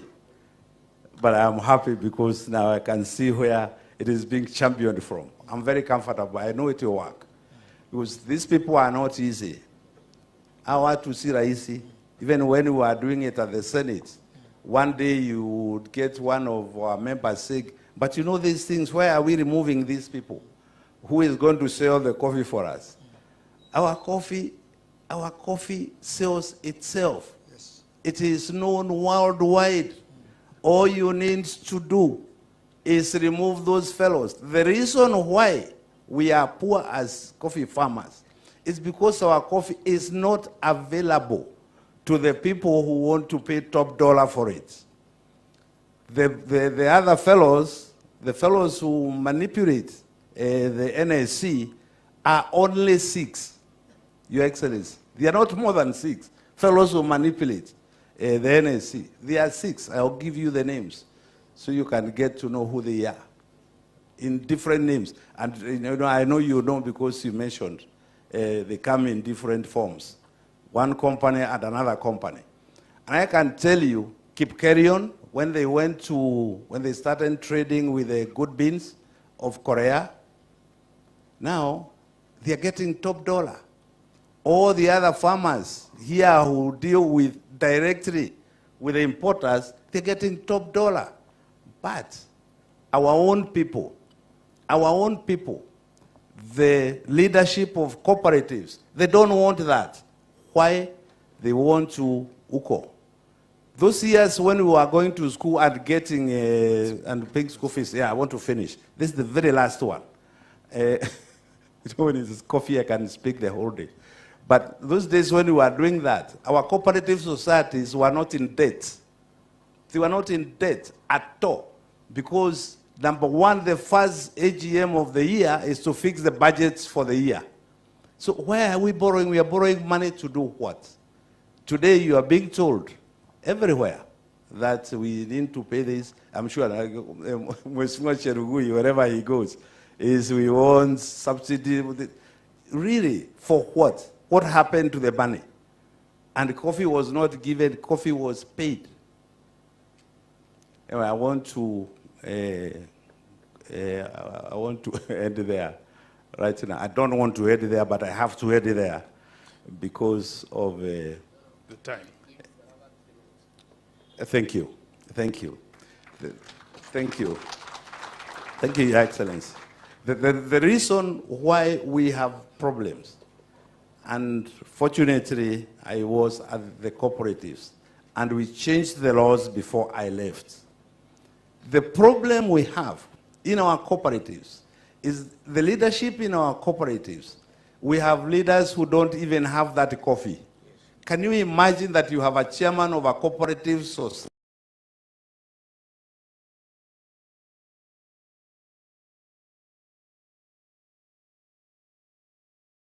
for 2 years was 200 kilograms? Where do you think he will eat? Eh? This fellow will move his office, his sitting room to the society. So you find 9 of them in your towns, Weko Ukumeru, from one cooperative society, until they have come to see the bank manager and get their stipends. That is where our problem is. Our problem starts from down there. And I know because we have discussed this with the Minister Cherugui, that this, if we can enforce those laws is what kind of leadership. And now I know it is going to happen. Because I know those days fellows would even want to go to court and say, no, you cannot interfere with our cooperatives. You know, about markets, and I am happy, CS Kuria also talked about opening new markets. At one time, we had finished issues of marketing Kenya coffee. We got All China Federation of Cooperatives. Those of you who don't know, China is a cooperative country. And their vice chairman, the chairman came here, and he met President Kibaki then. And we agreed that all Kenyan coffee will be processed and packaged here and labeled in Chinese and taken to their supermarkets. Those supermarkets also are cooperatives. Do you know what happened, Your Excellency? KPCU was supposed to be the one doing that. They took me to court. Walipeleka waziri kwa court. Wakasema, you cannot interfere with us, we are a private entity. Fortunately, for them, elections came and I was voted out. So it was very fortunate for them. But, but that did not silence me. I am here today, talking about the same thing and saying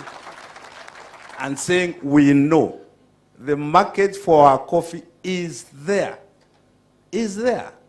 And those low grades which are fetching $70 and $100 at the exchange, wacha tusifanyie hapa Meru.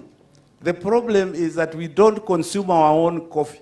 When we were going to school and getting top dollar on our coffee, we were consuming our coffee. Most of you will remember Kahawa Ngoma, Kahawa #1, KK Kahawa.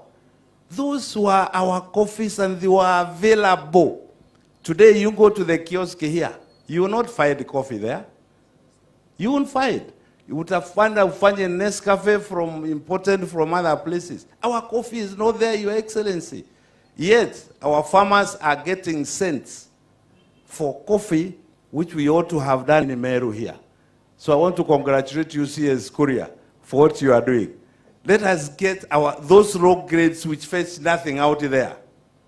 Let us value add those things here. Let's value add here, locally, and consume it here. Can you imagine, Governor Kawera, if all your schools were consuming that coffee? Yeah, do you know coffee is good for students? If they are consuming that coffee, right? So you've already got a market for that coffee. Your hospitals, everywhere, we've got a market for our coffee. It is there. And the opening of warehouses. Africa alone, Your Excellency, right now with our 40,000 metric tons, it is not enough. It's not enough. Kupeleka Africa, only here Africa. Wacha kusumbua na mzungu. No, you said you don't want to sound racist. Me, I'm Mau, so me, I don't care. Mzungu can go wherever they can go. Because those are people who have impoverished us deliberately. Deliberately. The agents are here. One fellow is a miller. He buys our coffee, but he's buying on behalf of several outlets out there. When you go out there, ask the small roasters.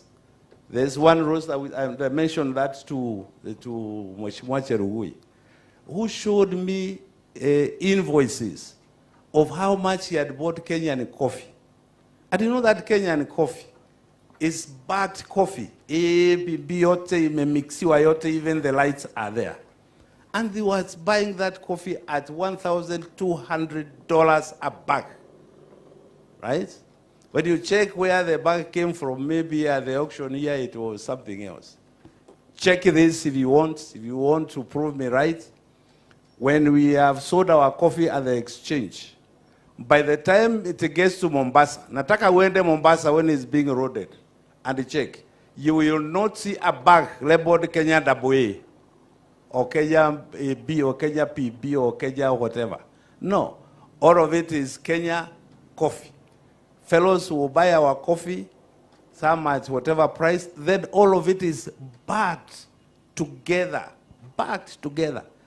And when it gets there, it is Kenya coffee. We are also losing money. We are looking for money now as a government and as a country. In that process, we are losing a lot of money. And those are some of the things we need to look at. Thank you very much, Your Excellency. Thank you. Thank you very, very much, Honorable Ndwiga, for that. I think you're a voice that we need to listen to more and more. And I've received, I'm seeing a request from Honorable Mbarire to ask a quick question. My suggestion is let's take that question and then I will indicate how we are proceeding to close, because we need to close. Well, mine is not a question. I just want to add my voice because I feel we know the problem and we know where we want to get. And being a child of coffee, educated with coffee, I want to get to the bottom of it without mincing words.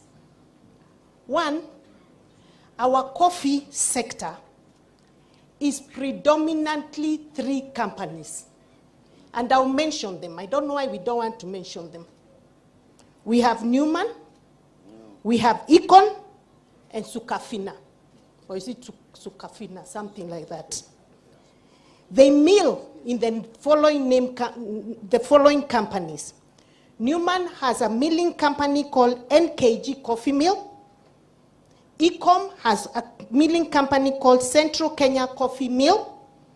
Sukafina has Kahawa Bora Millers. And Ecom again has another one called CMS Mills Limited.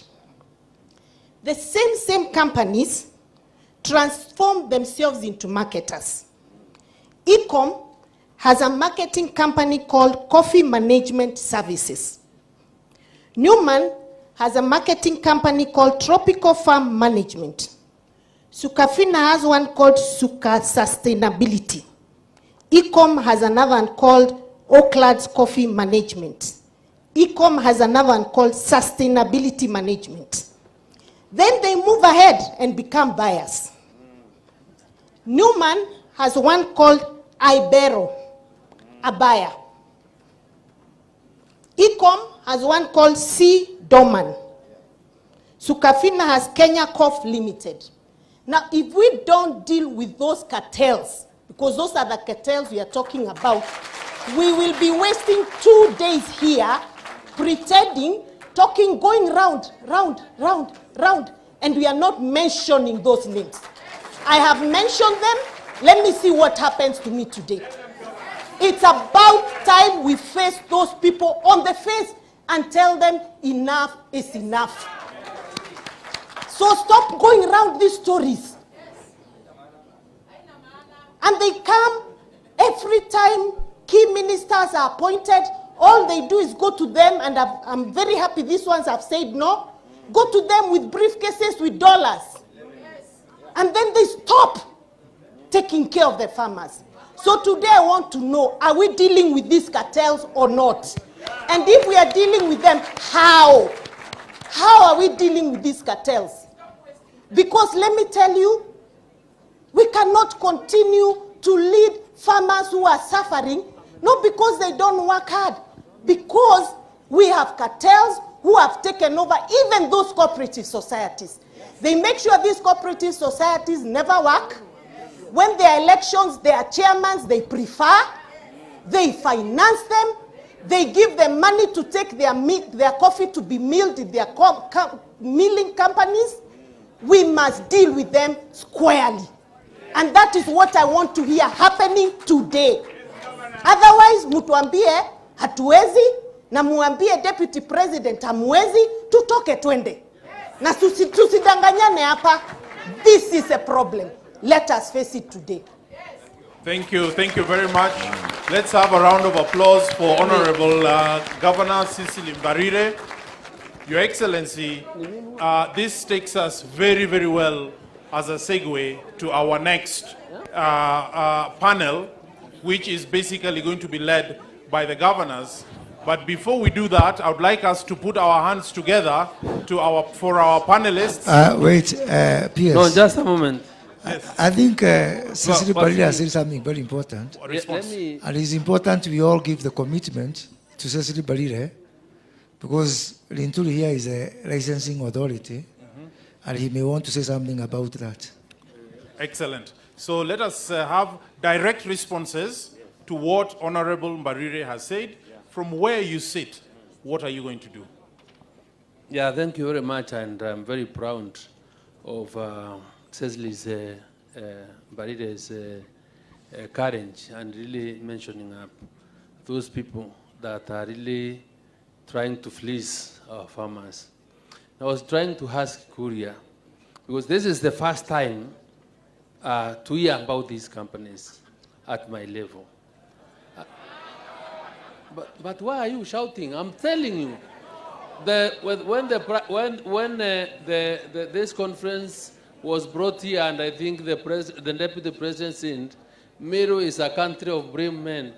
I'm the one who has asked to speak. And I've asked to speak because I cannot feign ignorance. I am very particular when it comes to some issues of integrity and issues that touch on our people. I've picked this mic to ask my coffee directorate from HAFA to confirm whether these people are licensed by us and by HAFA, so that I can make a commitment on what we want to do. That's what why I'm saying. Aundi, are you here? I'm a chairman HAFA. Aundi, Akuma, you are the coffee. Who is the director coffee? Please answer to this matter. Hello. Okay, Mr. Audi, or the people that have been referred to, we want a quick and direct answer. Let's listen to them. Quick and direct answer. Hello. Let's listen, please, let's listen. Yes, it is true. It is true. Thank you, His Excellency, the Deputy President. the CS, it is true, I want to confirm, I'm Benson Apoyo, the Acting Director, Coffee Directorate. It is true, as has been confirmed by Her Excellency Cecil Mberere, it is true that they are licensed by us, Coffee Directorate, under AFA, Agriculture and Food Authority. It is true. Okay, so we have the answer. So this is the direction I'm giving. Immediately we come back to the office on Tuesday morning. We'll have a meeting with you. We cannot allow this to happen. If they want to take me to court, they can do it. We will sit down and see how to revoke those licenses so that we have a way to end that cartel nature. Although Ndrega tells me the coffee bill is also a solution to the problems that the industry is facing. But before we get to the passage of the law, I will deal with it as long as I have the force and the power of law to deal with it next week. Thank you very, very much. I think this goes to the core of why we are here, and regardless of the issues of time, I think we really need to spend some time getting some responses. And let's hear now from Honorable Cabinet Secretary for Cooperatives. Your Excellency, on that point by Cecil Mberere, the coffee bill, which I mentioned in my presentation, has some gaps. And those gaps can only be, they have mentioned actions like you cannot be a marketer, you cannot be a broker, you cannot be a processor in that bill. But the process has taken almost 10, 15 years. And there is deliberate intention to delay it.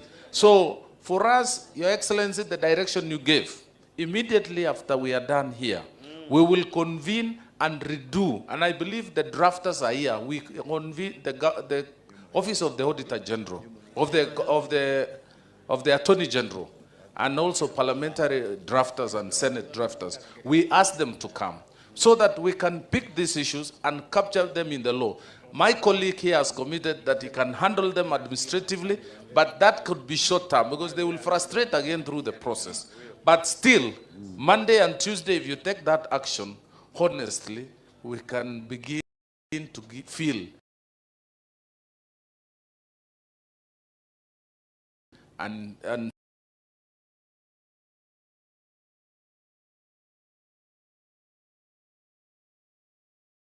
see the impact of this coffee reform.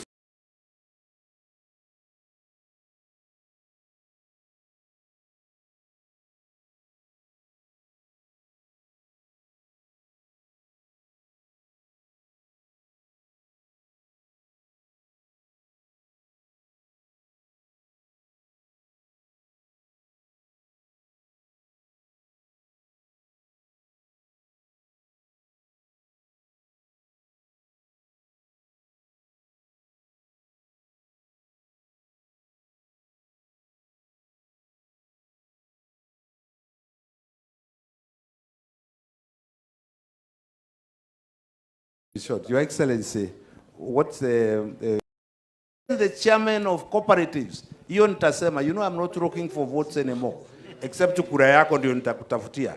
Yangu stuck that even the chairman of cooperatives, their problem right now with this bill is that there's nowhere where they'll be touching the money once this bill is passed, except the 10% which is allowed for running the society.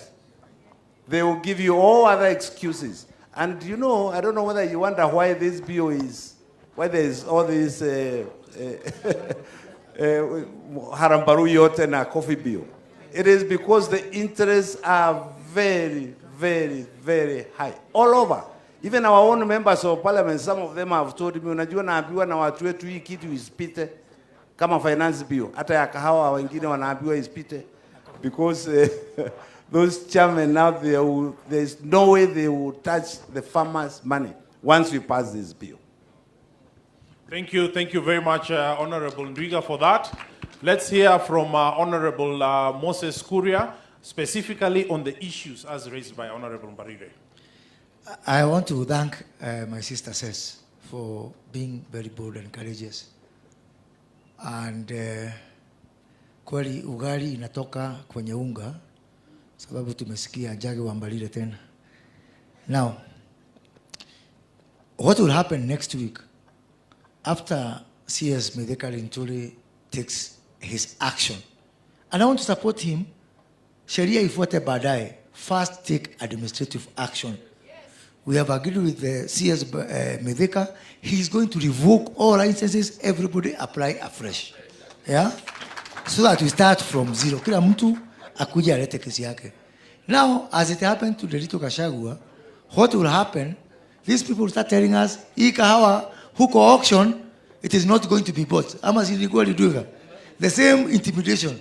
So next week, as Linturi revokes licenses, I'll call a meeting of Council of Governors and all coffee governors to agree on mitigation measures that counties can take to ensure that those cartels cannot sabotage us at the auction and at the marketing level.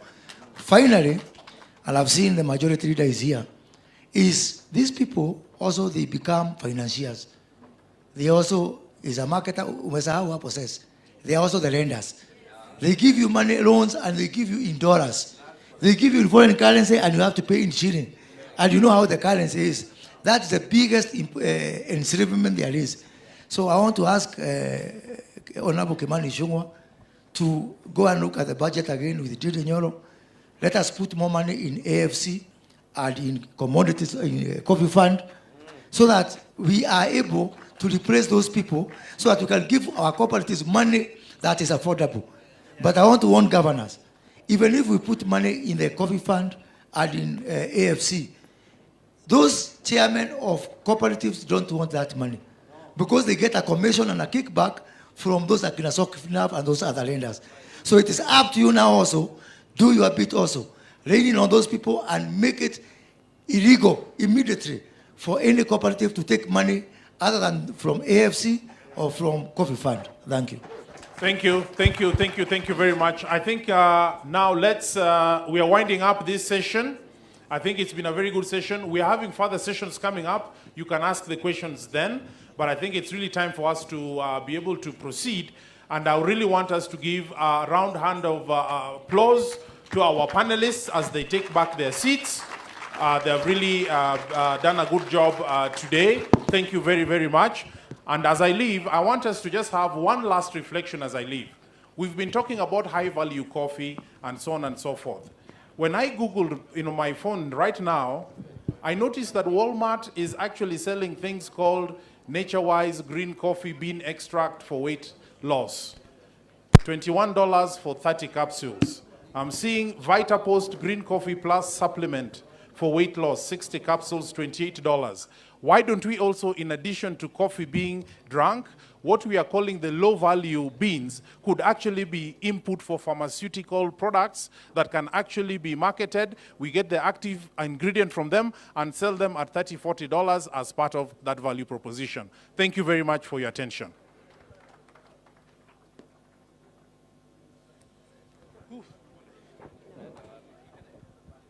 Thank you so much, PS Trade, Alfred Kombudo. Ladies and gentlemen, we are well underway within our program. Due to the interest of the subject matter at hand and the interest of time, we will proceed until we can break much later on for our lunch.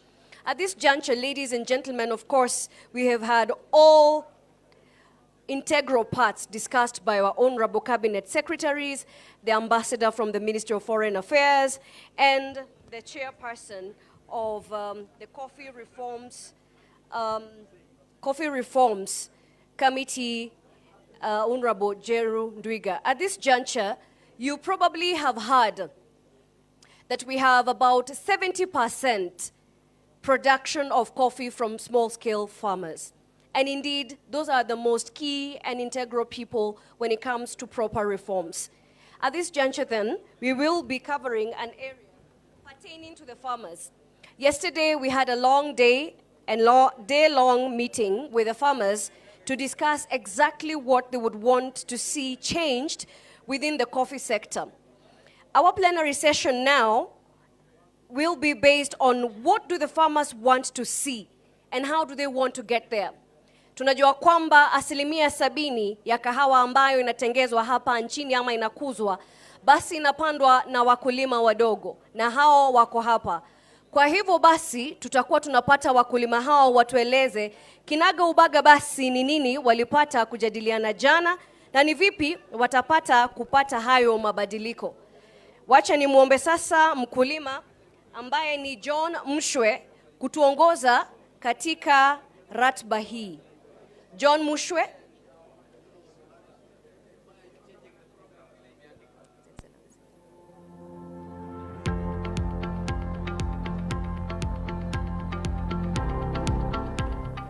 John Muswe or Mwalimu Muswe, and I'm the owner of this farm. This is a coffee farm in Kagai. Kagai is in Mwea, and Mwea is other items.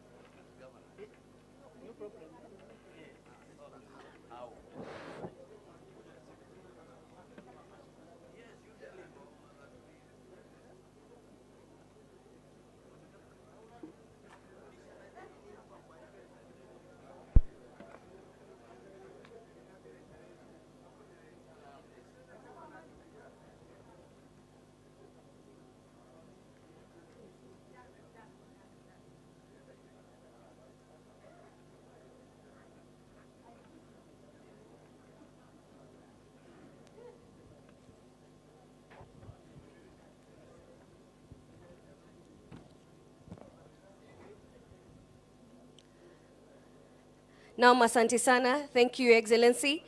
We wish at this juncture then to proceed with the panelists from the Council of Governors, where we're going to be covering the aspect of what devolution plays in ensuring the benefit of the coffee value chain. What is the role of devolution to make the farmer benefit from the end-to-end coffee value chain? I wish to invite the Vice Chairperson of the Agricultural Committee in the Council of Governors, His Excellency Mutahi Kahiga, who is also the Governor of Nyeri County. Our panelists will be the governors present here. We have Busia Governor, His Excellency Paul Lutuoma, Laikipia, His Excellency Joshua Irongo, Baringo, His Excellency Benjamin Cheboy. We have Bomet, His Excellency Hilary Barichok. We have Embu, Her Excellency Cicely Mbarire. We have Meru, Her Excellency Kawira Mwangaza. We have Nandi, His Excellency Stephen Sang. Excellencies, most kindly, we request you to proceed to the plenary so that we may discuss rather thoroughly and openly how devolution affects the coffee production and ensuring benefits to all key stakeholders, including farmers. Karibuni sana. Welcome, Your Excellency. Thank you very much. I hope every governor has a seat. Thank you. Anybody else? Asante. Microphones, kindly. The Deputy President, CS is present, Excellency Governors, elected leaders, ladies and gentlemen, good morning. I am here on behalf of my chair, His Excellency Governor Lusaka, who was in Mombasa and has not been able to make it. But we believe that this team is going to be representative enough.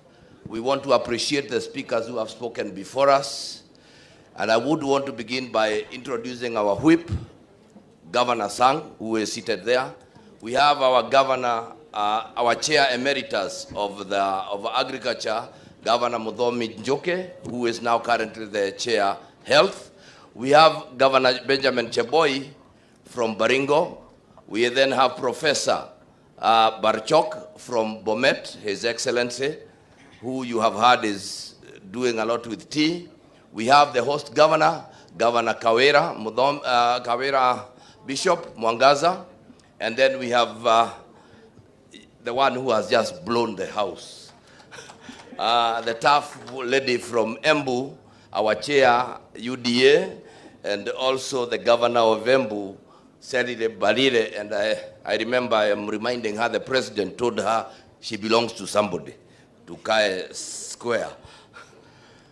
Your Excellency, we have listened to the issues that have been raised. We are the people running the counties, and we are the people who have the farmers. We are all well aware in this hall the challenges we have in coffee, and I do not intend to go over them.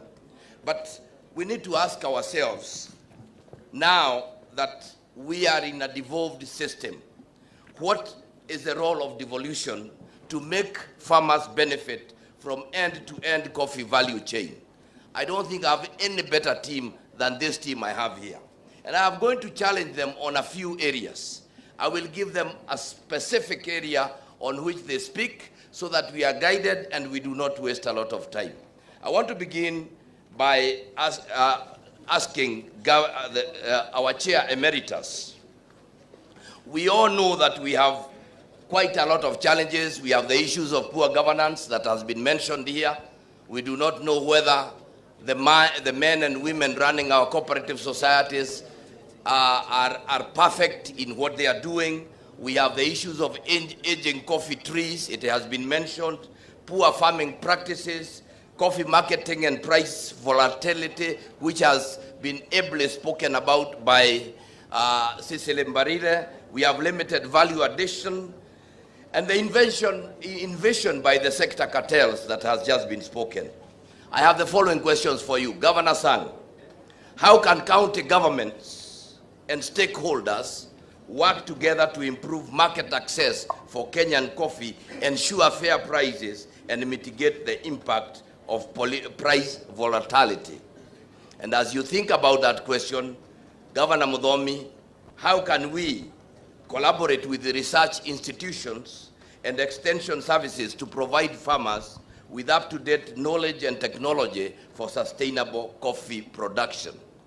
Governor Cheboy, what measures do we need to take to address the issue of aging coffee trees and encourage farmers to replant with the disease-resistant and high-yielding varieties?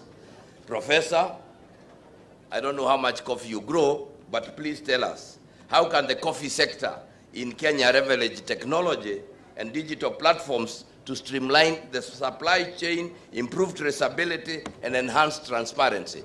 And as you answer these questions, remember what Governor Cecily Mbarire has spoken about.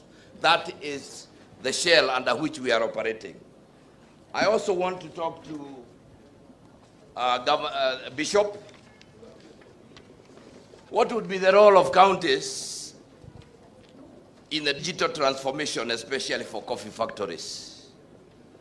My sister, how will county governments support and promote local value addition and local coffee consumption? Kindly, let's have your answers. Thank you, Governor Kaiga. Thank you, Deputy President. And I want to first join everybody here in congratulating Cecily Mbarire for just hitting the nail on the head.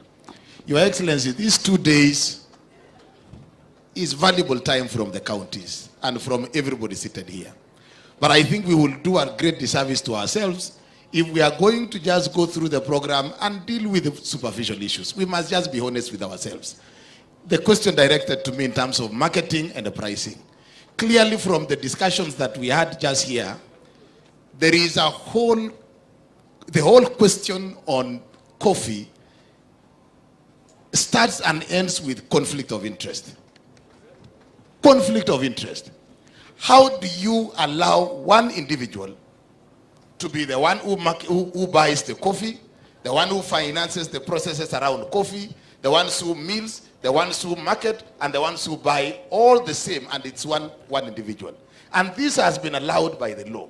I am completely shocked when I heard the minister, Linturi, saying that he is hearing these names for the first time.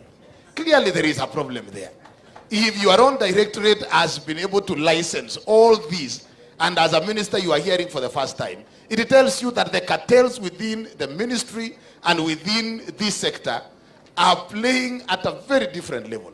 We must be able to deal with this issue once and for all.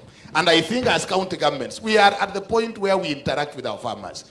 In terms of productivity, we are the entities that provide seeds. For example, my county and many other counties have been supporting our farmers in terms of provision of seeds. We have been supporting our farmers in terms of subsidy on farm inputs. We have been supporting our farmers in terms of supporting and building the cooperative societies.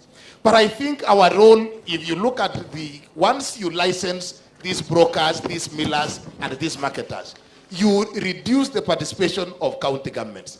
I, for one, in Nandi County, have developed a mill, but we had to work so hard to get the license from AFA for us to do that mill, and now we are also struggling to get the license to do the marketing, supporting our cooperative societies. Why can't we allow this space to be open to governments to support the process and be able to reduce the kind of cartels that we see in there? I want to propose, and I want to propose this because also we had a presentation by the Ministry of Foreign Affairs. We have all our embassies. How is it possible that Baringo, for example, would go all the way to Korea, or Kipkelion would go all the way to Germany, cooperative societies go all the way to Germany to secure a market, yet we have our ambassadors and our commercial attaches in those countries, and they are not able to get us those markets? How do we, what does it tell us about the capacity of our ambassadors, the capacity of our staff that we send to our embassies in terms of securing this? If a governor can take time from Baringo all the way, a governor can take time from Nandi all the way, why can't we increase the capacity of these people so that then we can be able to move forward in that direction? I want to propose two things, honorable governors and the delegates here. I want to propose two things. One, let us open up this space and get out conflict of interest. The reason why we have that conflict of interest, Your Excellency, most probably the leadership that has been, and also the leadership of this nation previously, had conflict of interest. I'm very happy that you confided to us here that you do not have conflict of interest within the sector, within the coffee sector. Members of parliament, this law, and I realized that when Linturi was put on the spot, all of us were clapping. Unfortunately, the bill in the parliament has been sitting in the parliament for almost 15 years. What has stalled the process in parliament? It actually means the same cartels have actually pocketed even members of parliament. Why? We want to be very honest. If at the end of the next 2 days here, if we are done with the recommendations in this meeting today, and we identify a small team to put together what we have agreed into law, we want to ask Imani Chungwa, together with Aaron Cheriot and your respective committees, why will it take you more than 1 month for you to do that law and ensure that you open up and ensure that we are all able to agree on a law that can be able to move us forward? If we are going to take another 3 or 4, 5 months, it actually means that we will have given these cartels an opportunity to start influencing one member of parliament after the other until we are not able to move. So I think at the end of the day, Your Excellency Deputy President, the law will set us free. We can talk about farm inputs, we can talk about the role of county government, but if you do not sort out the legal framework that ensures that no person or no cartels are allowed within the sector, we will be here in another 2-3 years still discussing the same thing. Let us sort out the law, and we have the members of parliament here, we have senators and members of the National Assembly. We as county governments we will be willing within the next 2-3 months, not to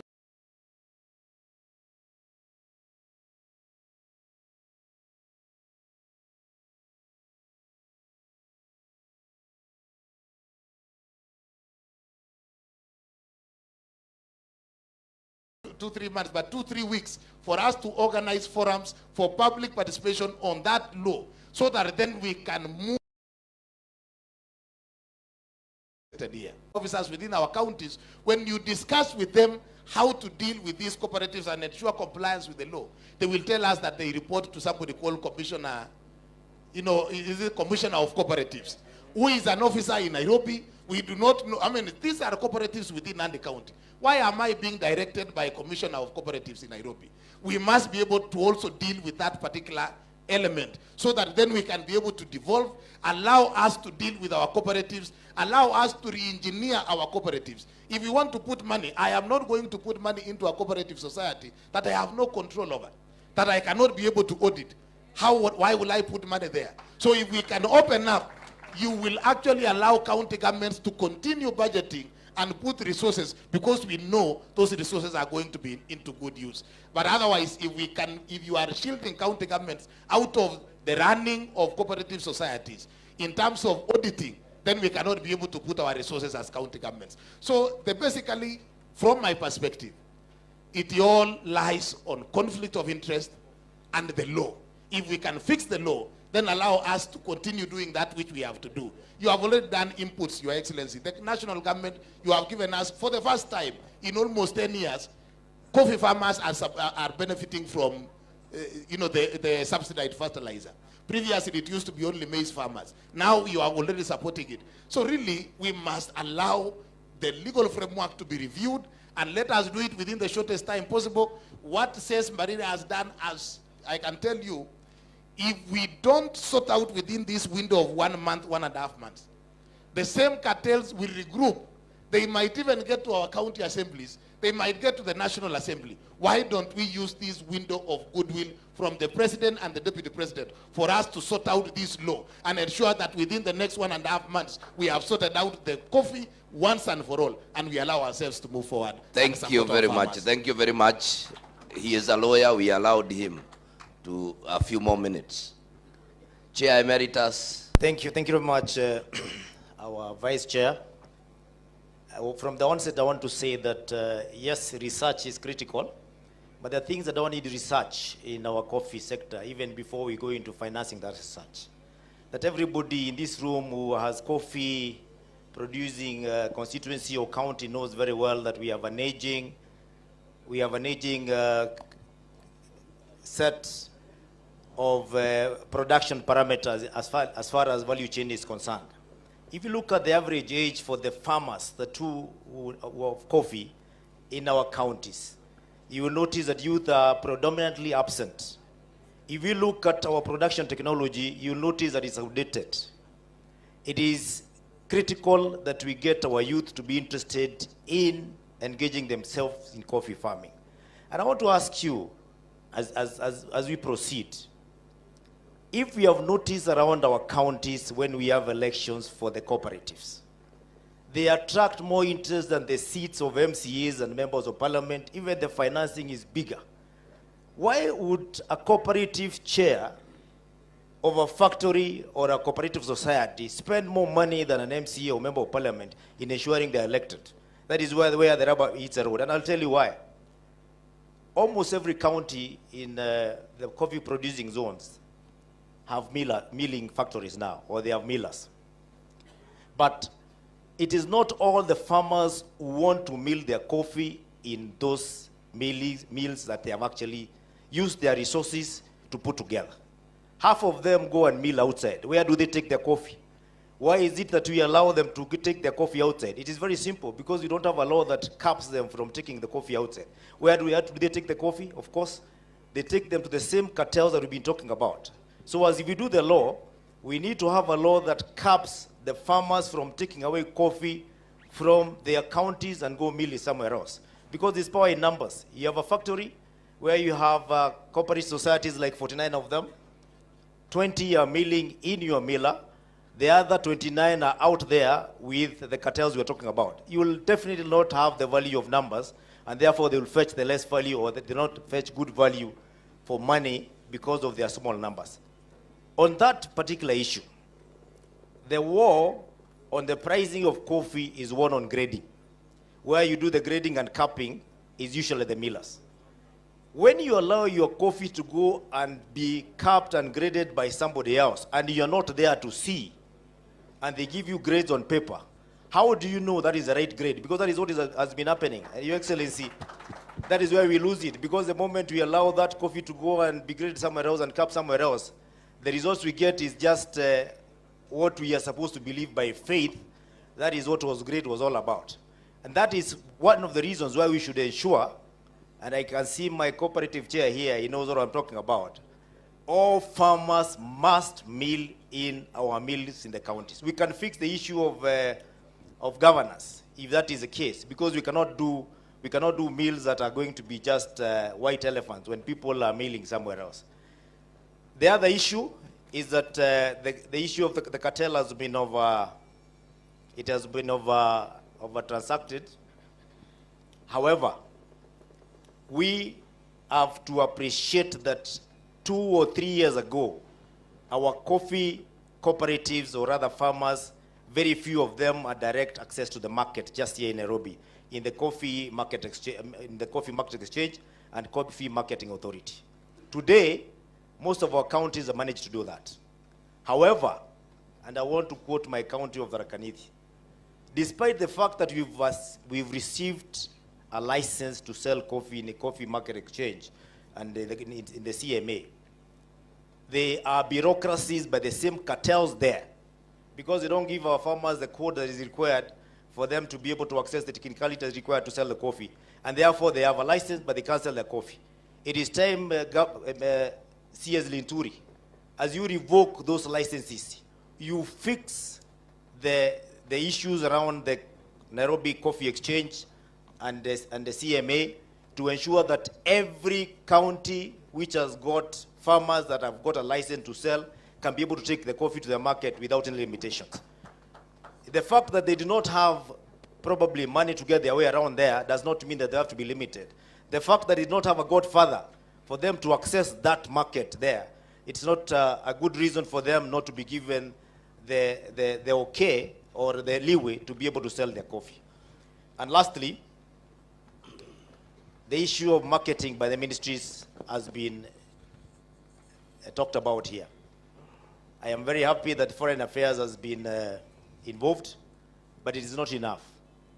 It is not enough because we need to have involvement of the county governments and also the members of parliament in ensuring that we have a marketing forum, that we can be able to have our ambassadors out there, not only talk about or market our coffee, but also involve the value chain all the way to the county where the coffee is being produced, so that we can be able to have direct market in these areas. So that's what I'm going to say. Thank you very much, Emeritus. I want to welcome Governor Irongo and Wakili, Professor Otuoma. Yeah, Your Excellency, you can see we have some emerging markets like Nandi, like this one.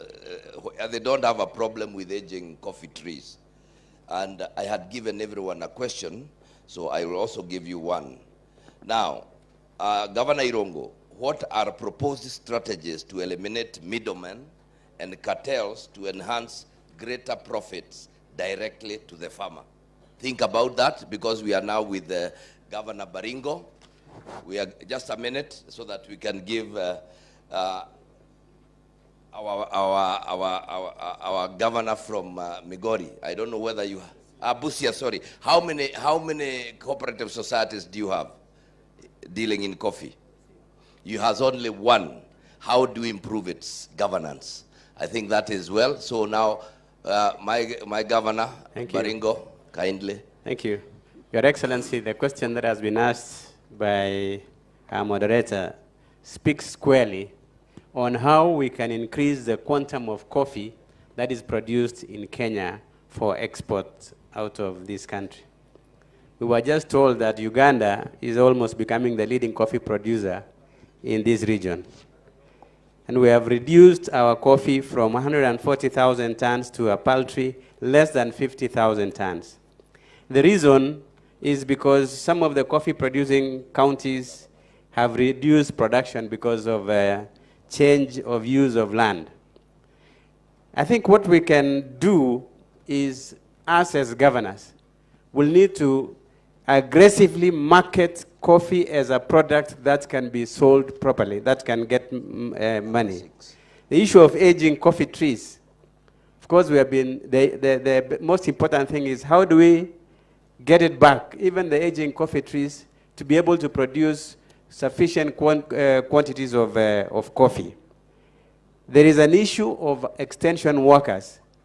The extension workers that have been in the counties for a very long time are aging, just like the farmers are also aging. So we need to invest in extension, very critically.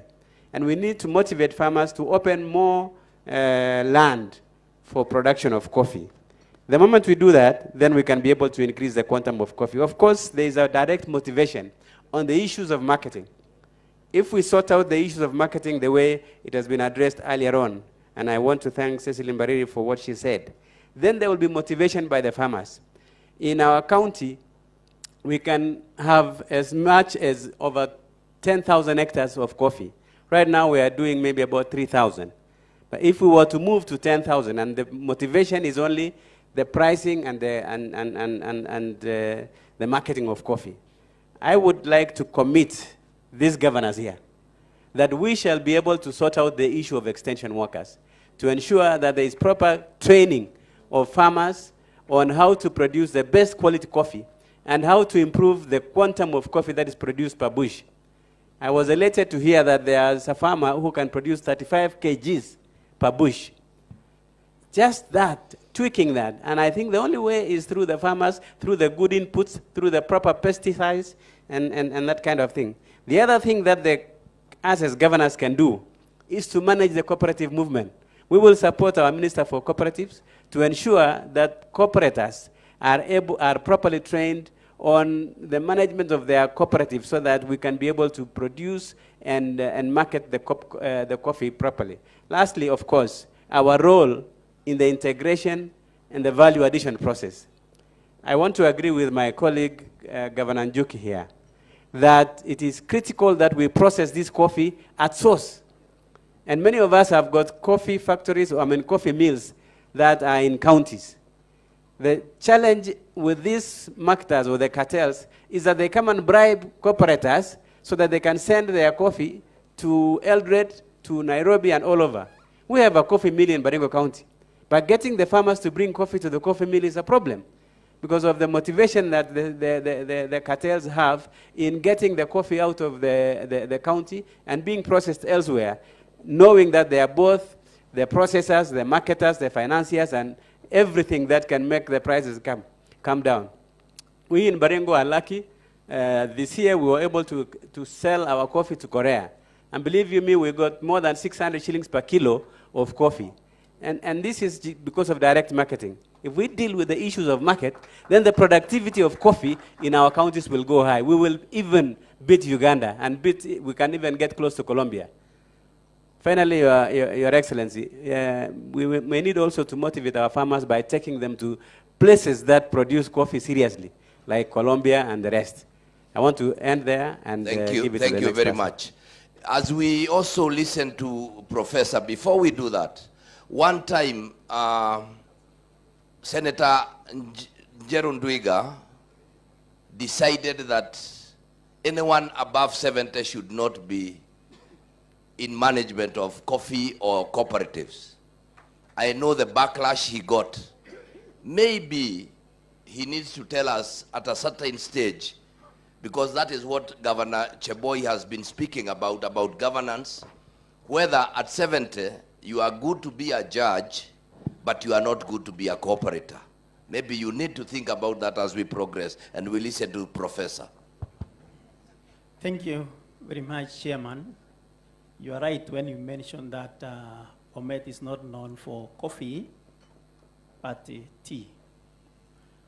But as Bomet, we have also started smelling the benefits that can come from coffee, and we have started warming up to it.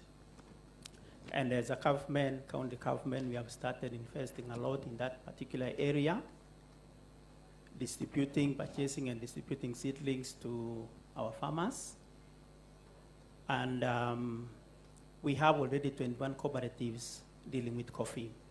So it's an area, as much as Chelugui has said, we may not need to increase the acreage, but I think it's good also to see other areas that have potential so that we can increase our productivity. I don't want to say a lot, but I want to congratulate my sister, Cecily, for being bold enough and saying the truth. I think that is what we need as a country so that we can move forward. Your Excellency, you always say the truth. And we also need other foot soldiers who can also say the truth. So thank you, Cecily. My question was on how we can leverage on technology and the digital space to enhance our productivity and also revenue that comes to our pockets. I think, without belaboring the point, Your Excellency, digital space has given us opportunities. And probably that is the reason why even in the Finance Bill 2023, there is something that is coming to us in terms of a new revenue stream, monetization of whatever content that we have in digital space so that we can get money. As farmers and all the value chains that we have within not only coffee sector, but in the agricultural sector, we can take advantage of this. Your Excellency, I think the price that we can fetch in coffee, irrespective of the fact that we have mentioned that different markets have different tastes. But I think quality also impacts on that. And as a country, and particularly in the area of coffee, we have to embrace technology so that we can enhance on our quality. Even what we had mentioned earlier on, branching into different areas, getting derivatives from coffee, like what the PS had just mentioned some few minutes ago, it cannot happen unless we invest in technology. And that is one area where we need to embrace, Your Excellency. And I like the approach that we are using, multi-sectoral approach. The universities, people in the area of technology, how can we enhance productivity? Can we have your contribution? Secondly, Your Excellency, is organization of the entire chain, value chain that we have in coffee. The only way that we can be coordinated, because I think the experience that we have had is people taking advantages of our disorganization that we have in the sector. Because probably a farmer in Bomet do not understand what a farmer in Meru is doing or Kirinyaga. So if we can have and take advantage of these technologies, especially in the sharing of information, I want to believe no one will take advantage of our farmers. Number three, Your Excellency, is in the area of information. Technology is coming in to bridge the gap between research and practice. I know we have a lot of information, even in Caldo. But the question is that information that is supposed to benefit us, and particularly the farmers, is that information with the farmers or with the agents who can facilitate that? That is our extension officers. As counties, we are investing a lot of resources to employ extension officers. Sometimes we may not have enough resources to take them back to school or institutions such as Caldo to be to be updated in terms of information. But the digital space, we can have information systems so that our extension officers are actually empowered to empower our farmers. Then almost finishing, finally, Prof. Yeah. Is in the issue of marketing. Yeah. CS, Hudia has mentioned, what is the problem if a farmer from Meru markets his or her own coffee from the living room, sitting room in his house or her house? It will only be possible if we make use of technology. I can track my process, how it is being auctioned, the money that has been able to fetch from the comfort of my home. And that is leveraging technology and digital space to enhance our productivity and our revenue. Thank you. Thank you very, very much. Professor, now the host governor. Thank you, Vice Chair. Mine will be very brief.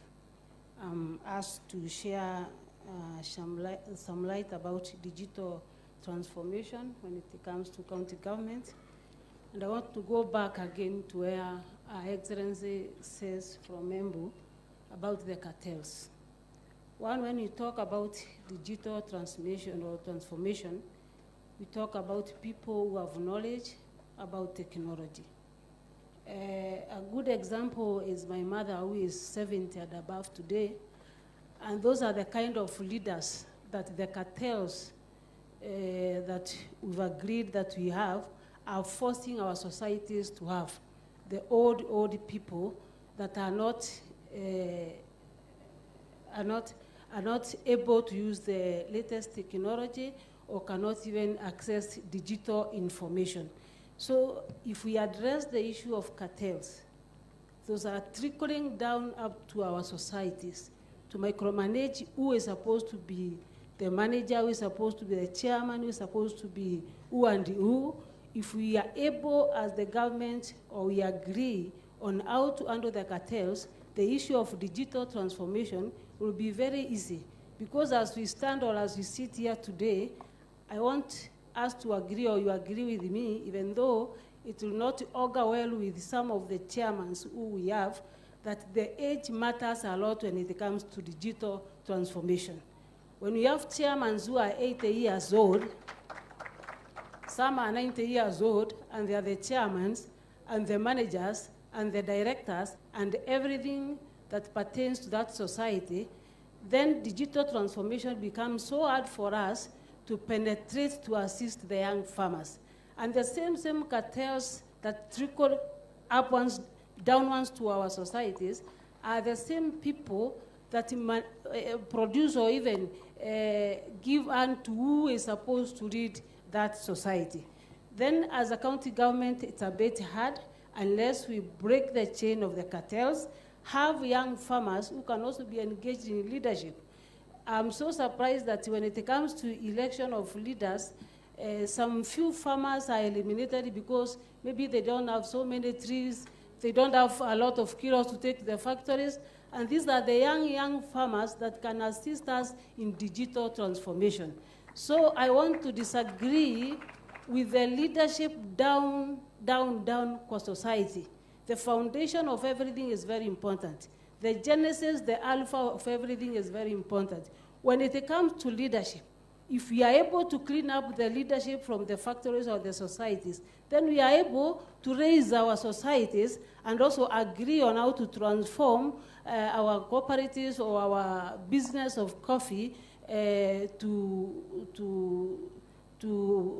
bring it to digital platforms. So, Your Excellency, our Vice Chair, it is in this conference that I think we will have a way not only to have the few people, few wazés, who are very able in our societies to participate in elections. We need also to involve our young people, the people with very few kilos, let everybody participate so that we get good leaders that can assist us, that can be very available for us, that can be very transparent, that can be very accountable, rather than keeping the same leaders who have not performed for years and then rotating them back again to leaders. That one will either digital transformation. But for me, I support fully as the county government, that is the way to go. Digital is the way to go, and that is where the country is heading, that is where the whole county and the whole world is heading, and we need to embrace digital transformation as a county. Thank you very much, the Bishop. I think we need to give her a clap. She is bold enough to say and to tell, to look you in the eye. I think she shouldn't have stopped there. She should have said, hand over the farms. Don't just hand over management. Even within the farms, hand them over to the younger generation so that they are able to move together. Even as we invite Cecily Barire, we are also going to ask her to touch because I know she is also passionate. What is the role of women in coffee? In this problem we have here, is it because we have kept away the women who are supposed to bring flair, emotion, and all good things into coffee, and we have made it an all-male dominated, you know? So there you are, Cyril. Thank you, Session Chair. Let me just say it's true that the coffee sector is predominantly a male sector, partly because land is owned by men. The women just provide labor. And I'm only happy that there's a certain clause, and I hope it's looked at when those that are looking at the new law, which provides for some gender inclusion in those committees. So it's a rotational thing where every time a factory is allowed to bring a female representative into the cooperative. But the problem with that is that also they are seen not to be fit because they don't necessarily own coffee. So we need to find a way to make sure we bring more women into the management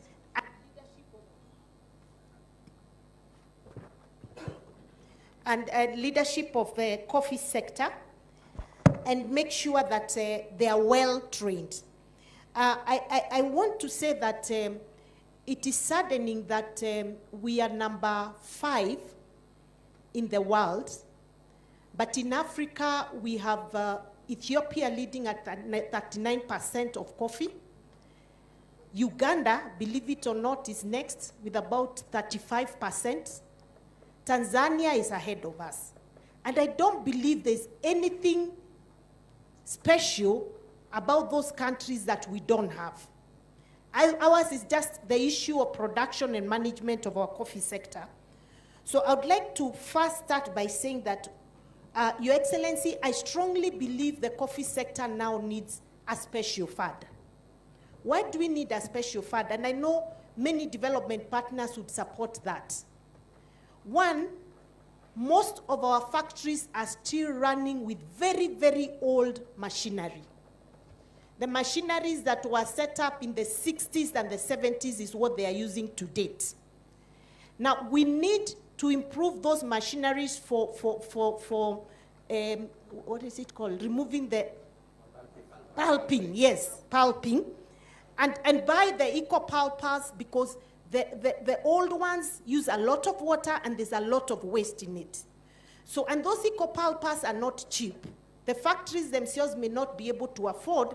I know most governors seated here have been able to buy a few for some factories through support, through the NARIC program and other programs that are coming through development partners. But I think we need to consciously upgrade those pulpers so that we go for eco-friendly pulpers so that we can be able to do more, use less water, and there will be less wastage. Number 2, we need to consider using solar dryers so that we are not taking so much time trying to dry our beans, and in the process, some quality of those beans is taken away by over drying them in the sun every day and the handling that goes with it every single day.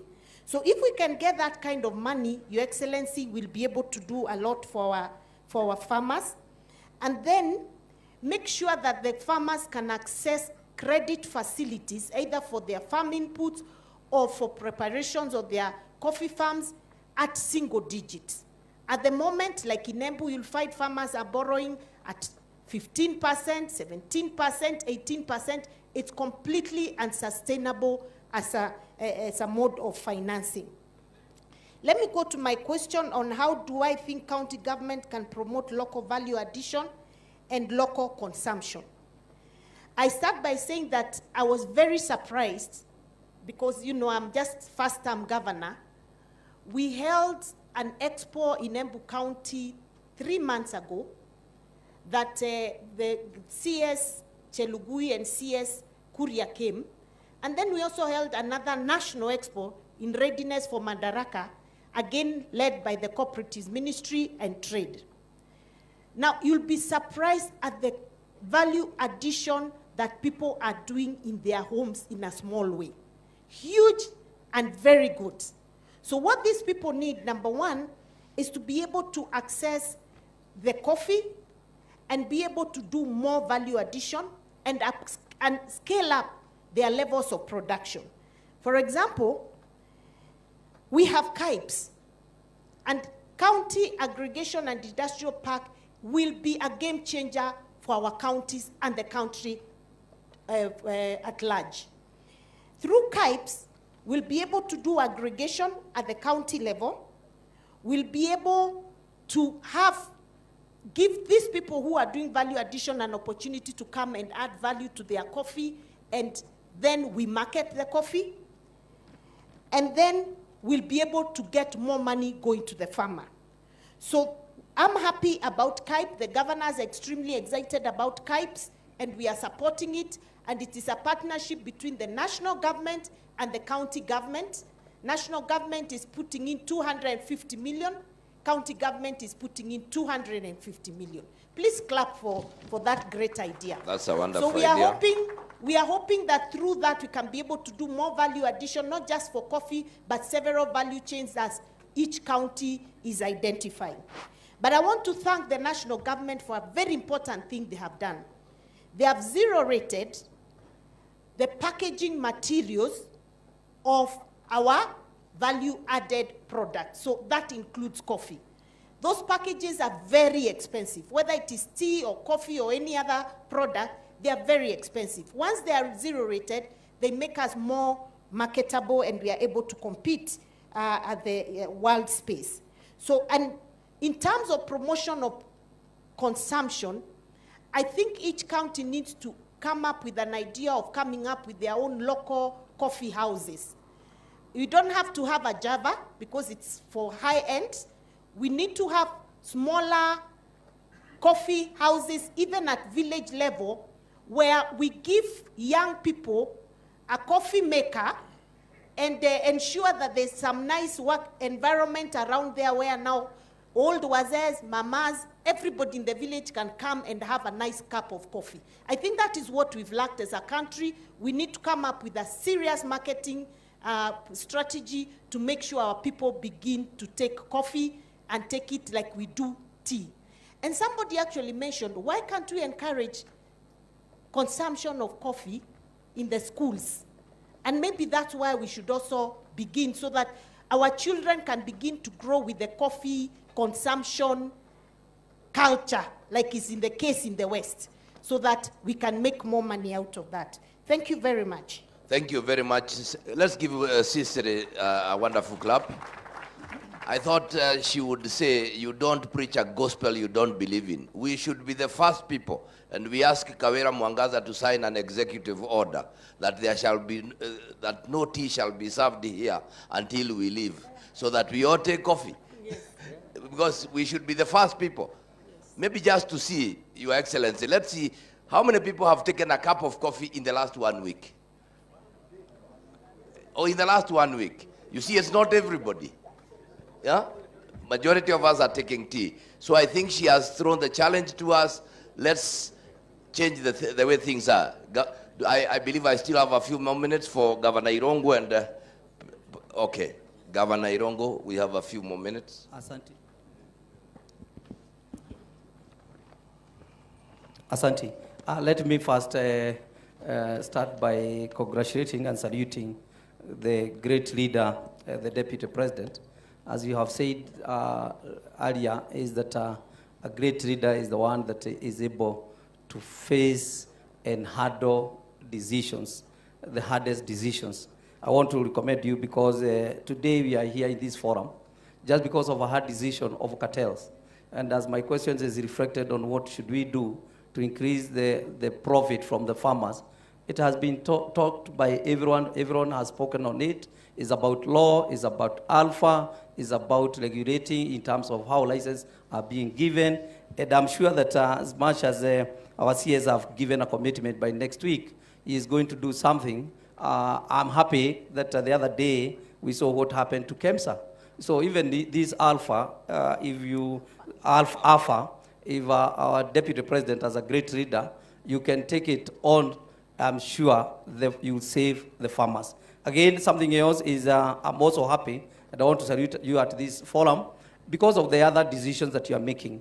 I'm sure it can cost you in terms of votes, in terms of the elections and all that. But you have managed and decided that for the security and for this country and for the benefit of this country, you have made a personal decision that the nation is greater than an individual. You are handling with the Illicit Blue, which we are happy about it. I know what that means. You are fighting with the cartels. So even this cartel on the issues of coffee, I am sure that you're going to win this war. Some of us, we are not looking for any other vote. And many of us who are here, we are not looking for any other votes. And therefore, we want to commit ourselves that we are going to help you fight these cartels. And I'm happy again that you decided that Laikipia was not one of the counties that was included.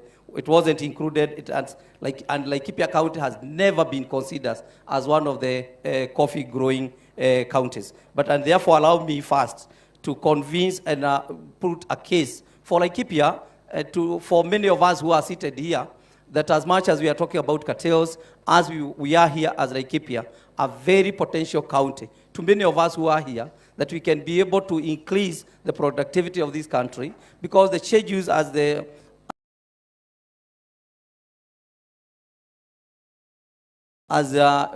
Kahiga have mentioned,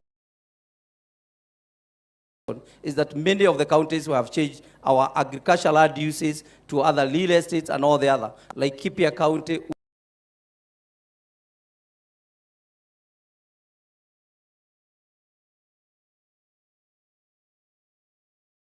Laikipia has even taken lead in terms of doing that by opening a number of areas, in terms of promoting cooperative society, in terms of enhancing where lands is required, where water is required. We are doing that. And therefore, I want just to reiterate in terms of giving some picture, to give a picture of coffee growing areas in Laikipia.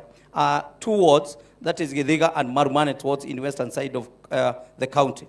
Currently, more than 600 farmers have over 130,000 mature coffee plants. That's over 100 hectares that we are covered. And this season, this year, the Laikipia County have made a commitment and have given to young farmers, young people, where we are all struggling about our cooperatives and the coffee sector being led by old people. Laikipia County have made a conscious decision that we are going to promote coffee to our young people, where we have supplied this year over 20,000 seedlings of coffee to the young farmers, so that they are able now to change the whole sector. The issue of this cartel, Laikipia County have been dependent on the coffee management service from Eldoret. These are the guys who are buying our coffee, and they are buying at 324 shillings per kg. But surprisingly, Laikipia County has been selling coffee. Even many of our smallholder farmers are selling coffee, cherry berry at the farm, on the farm, and because of that they don't have the processing plants. And this is one of the areas that we would request, and we are working on, and we would want to partner to work on this and establish the processing where we can be able to increase the quality of our coffee. And therefore, for me, in this forum, is where to open up to Laikipia as one of the other frontier that can be used to increase the productivity, so long as the market issues have been addressed. And therefore, count on us as Laikipia. And Laikipia, we have offered again, in terms of marketing, in terms of the area, we have set aside 2,000 acres for industrial park, where we can be able to even do the warehouses, the processing plants for this coffee, and increase the productivity, as well as increasing the quality of the coffee that we are selling. So for me, in terms of how can we increase the profit to our farmers, it's just a matter of dealing with these cartels through the law and through the AFA, which has been given the mandate to do the licensing of coffee industry. Thank you. Thank you very much. Now, Governor Paul Otuoma. Is it working? Asante sana. Your Excellency, some people may wonder why I'm here. I'm from Busia, not Migori. Sorry. And you may be wondering whether Busia grows coffee or not. Your Excellency, before I even say whether Busia grows coffee or not, I'm also here to represent Meru. I'm an adopted son of this area. The one seated next to you there is my brother-in-law. Ama unaniruka? So Meru's business is also my business, Your Excellency. Having said that, Busia also grows some coffee, although not to the scale that we could be talking about. But there's reason for that. One of my colleagues there asked me whether I have come to represent Chepkube, because we were very famous in those days. Some people may not know what Chepkube is, but that was during the coffee boom of the 70s and 80s, where Busia and Bungoma were the leading coffee, was it producers or traders? Traders in those days. So I'm here just to talk about governance issues. Your Excellency, I'll just use the examples that were spoken here.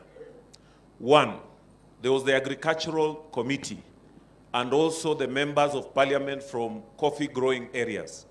And none other than Waziri Kuria, I think he has left, when he said they were frustrated with the kind of activities or reforms they were trying to bring in the sector. Then the key question, where did that frustration come from? We have got Agricultural Committee of the Assembly and the Senate. From what we were told here again, there have been efforts, but those efforts have not yielded the required outcomes. What has been the root cause of this problem? Thirdly, Your Excellency, Waziri here, my brother-in-law there, you have seen the surprise here that who licenses these companies. And you saw him asking AFA, one of his agencies, who came up and said they are the ones licensing. And he said from now henceforth, he's going to take some action. Your Excellency, the reason I'm saying all this, this is what affects what we are calling governance issues. Who is doing what, and what is stopping them from doing what they are supposed to do. And I think our able governor here, Cecil Mbarire, was able to put on the table where the problems are. The former minister, our brother again, Ndwiga, Honorable Ndwiga, talked about even the frustrations he faced as a minister when he was in charge of cooperatives, to an extent of being threatened to be taken to court. And again, I'm not very sure that he lost elections fairly. I'm not trying to say that we don't lose elections fairly. We do lose fairly. But you know how cartels sometimes, when they have got interest, will be interested in the outcomes if you seem to be opposing them. And we have seen this even happening to members of parliament. Having said all that, then the key issue is on governance. Why have we allowed cartels to become even more powerful than the regulating authority, which is government? And Your Excellency, I want to join those who have said that it needs somebody with guts to provide leadership, because the answer is known. Where the problem is known. But we just need guts to make sure that we do what is rightful for the coffee farmers in this republic, and will change the fortune of our people. Our coffee is good. I have seen it everywhere. I was in Canada 3 weeks ago, and I went into Walmart, and I saw a machine there in the supermarket. I think it was for grinding coffee, and it was written Kenya Coffee. So I really got interested to see where all this thing is. But when I went back to the hotel, and most of the hotels we went to, I was seeing black coffee from Colombia. So I'm not surprised with what Waziri Chelgoe said, that in their visit to Colombia, they have taken certain steps that have enabled them to be where they are. Other than the scientific issues of production, marketing, but one of the main issues that has been dealing with governance issues, to make sure there's proper regulations, those tasked to do the work are doing the work that they are supposed to do. Your Excellency, I want to end by saying there's also opportunity in this country. When Waziri Kuria said there's now a deliberate effort by national government working with county governments to come up with industrial parks to do value addition. I think that's one of the major clarion call of this government, to do value addition on our products and look at the aggregation system where we are working all the way from production to the market. And that is going to help put money in the pockets of the hustler nation that you have been talking about. So I want to support that, and governance issues is just about those institutions of government that are tasked with regulations to make sure that they are able to do that. And for us, if that happens, then the fear that we have been having to say, okay, you want us to start growing coffee. Haven't you seen the problems in the coffee sector? We will be able to open up more land and new frontiers for Kenyan farmers to be able to grow coffee in some areas that maybe were not traditionally coffee growing areas. And that is why Uganda, Ethiopia, you have said they have overtaken us. A lot of our farmers in Busia are taking their coffee into Uganda because of what they have seen in Uganda, a lot because they are their neighbors. And the economic benefits and transformation that has happened in the neighboring districts in Uganda compared to our sides has been very transformative. And this is what is encouraging our farmers on this side to also try and say, why can't you as county governments also support us with seedlings, with new technologies for us to be able to also grow coffee and reap the benefits that our Ugandan brothers are already reaping. Lastly, I want to say that we must make coffee farming sexy. By saying that, Your Excellency, I mean it must appeal to the young people. We must make it macho. It must be smart agriculture. So that these young people, when they are able to see that they can indulge in coffee, coffee growing with modern technologies, with modern ways of doing things. Maybe the word I used, some people may misconstrue it, but that is an English word that is properly in its context, and my sister here can put it. It is just something that is macho, it is modern, you know, it's appealing, it's attractive. That is what we are trying to say that we should make our coffee farming to be. So that what we are talking about, a generation of people who may not be adoptive enough, still holding the sector at ransom, can be gradually be replaced. And it has happened in other places. Thank you very much. Thank you, Your Excellency. Na asante sana kwa kunialika kuja hapa. Asante sana, Governor. Kamili. Asante. Asante sana, Governor wetu. Begin by changing the word agriculture. You don't use that, you use agribusiness. That way, now they will go. Just before I come to the conclusion, Your Excellency, I want to give Cicely to just say a word and then I can conclude. Mine will be very, very brief. Your Excellency, I thank the members of Parliament, both in the Senate and the National Assembly, for coming to this conference.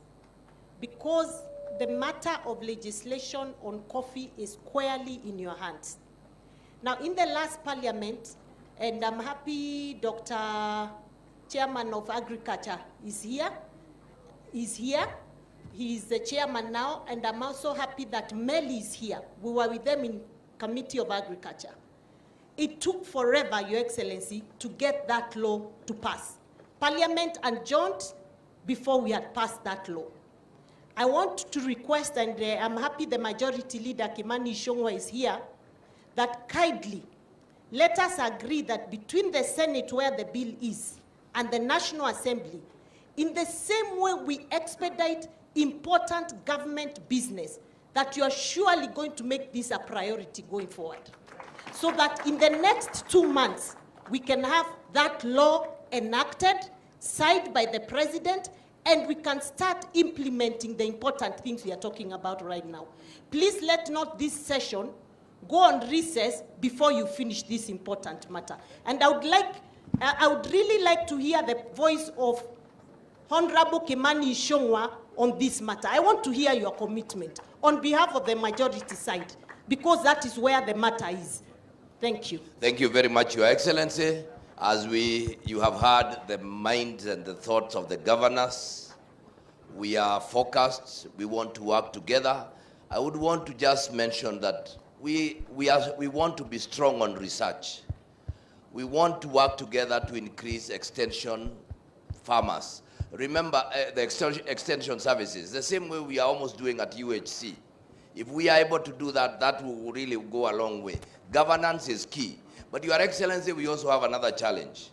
Between the Ministry of Agriculture, the Ministry of Cooperatives, and ourselves, when we make a cooperative act, that ignores everything that is being made in the Coffee Act and in a Tea Act, and they might end up being in the same under the same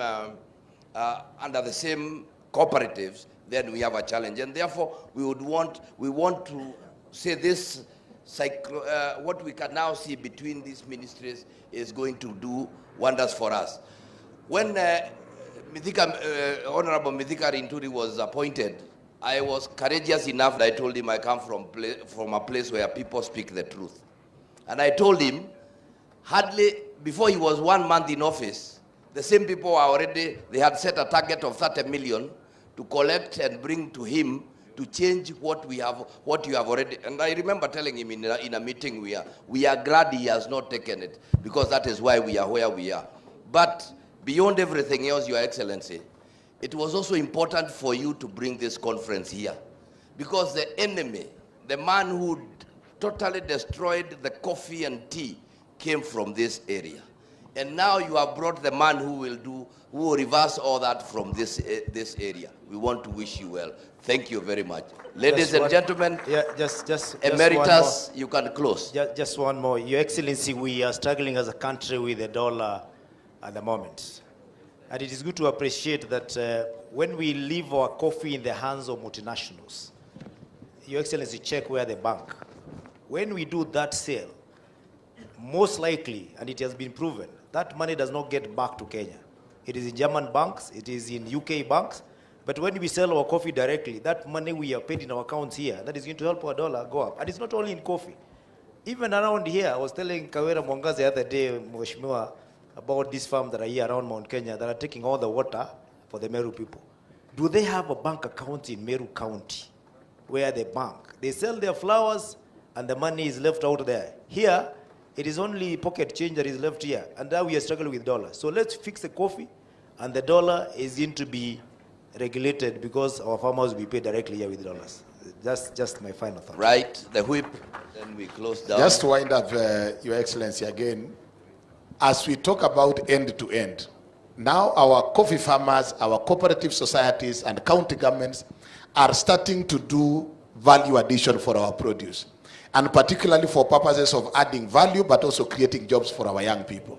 Unfortunately, the law right now in terms of taxation is that when most of these big boys were setting up these industries, the equipment on agro-processing was zero-rated. But during that time, the corona time, there was some change in law, and you introduced 16% tax on agro-processing equipment.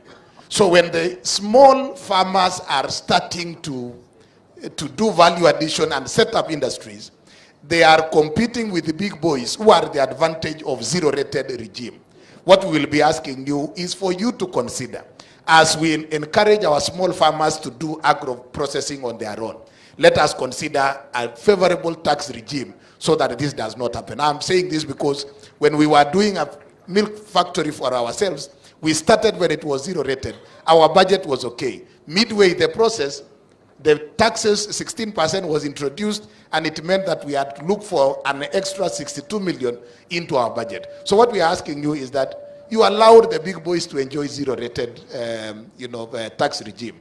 Now that farmers are coming up, can you allow them also to enjoy that? Even if it means, on a case-to-case basis, where you can provide tax waiver, especially for farmers and cooperative societies. It will go a long way in supporting our farmers to industrialize. Asante sana. Thank you very much. Now, my panel of governors, kindly give us a wonderful clap. Thank you for all of you and for your participation. And thank you. Sorry for harassing you.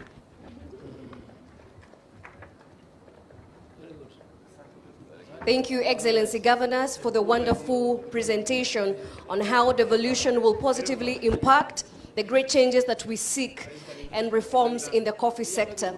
Ladies and gentlemen, it's been a successful first session around the coffee sector reforms. At this juncture, I wish to invite His Excellency, the Deputy President, to give us the way forward. Welcome, sir.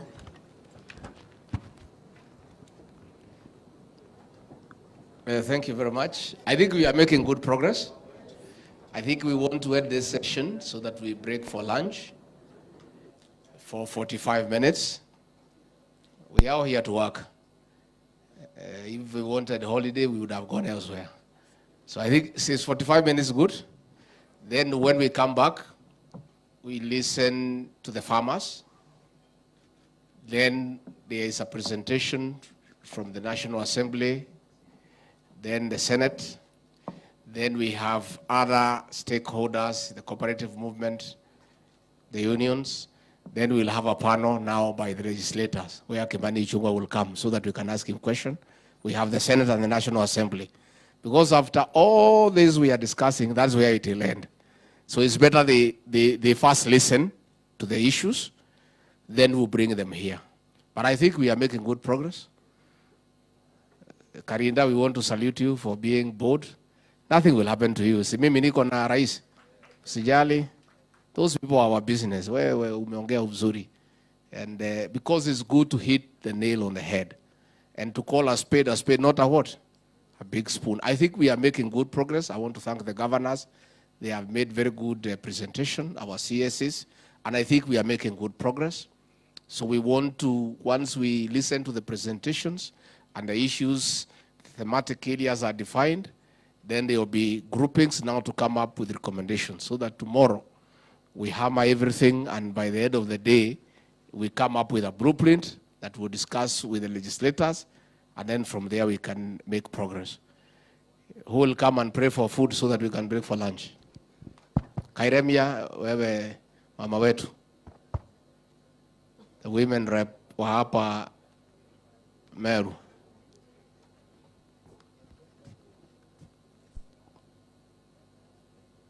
Na ufupi sio kukatwa. So kuja uombe chakula, then we break for 45 minutes, and then we should be back here 2:45. Kaileme. Thank you very much, Your Excellency. My name is Elizabeth Karambu Kailemia, commonly known here as Mama Safi. I'm the woman rep for this area. And now, I don't want to say much, even though I've been born in the coffee area. Actually, my father started the societies here. So I'm very glad, and thank you very much, Your Excellency, and also our dear President. And now, I think we stand and pray.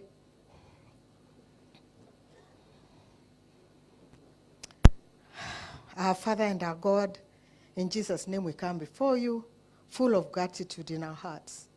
Father, we particularly want to thank you for gathering us here this morning for this noble event, oh Father. We know that you have only good plans for us here in Kenya. And I cannot deny that, Lord, this must have come from you. We are praying, Heavenly Father, that you may give us strength, give us wisdom, even to foster, to bring back the coffee industry the way it used to be. Father, we want to thank you most sincerely, even for the food that has been laid before us. We ask that you bless it, even as you bless our souls. For in Jesus' name we pray and believe.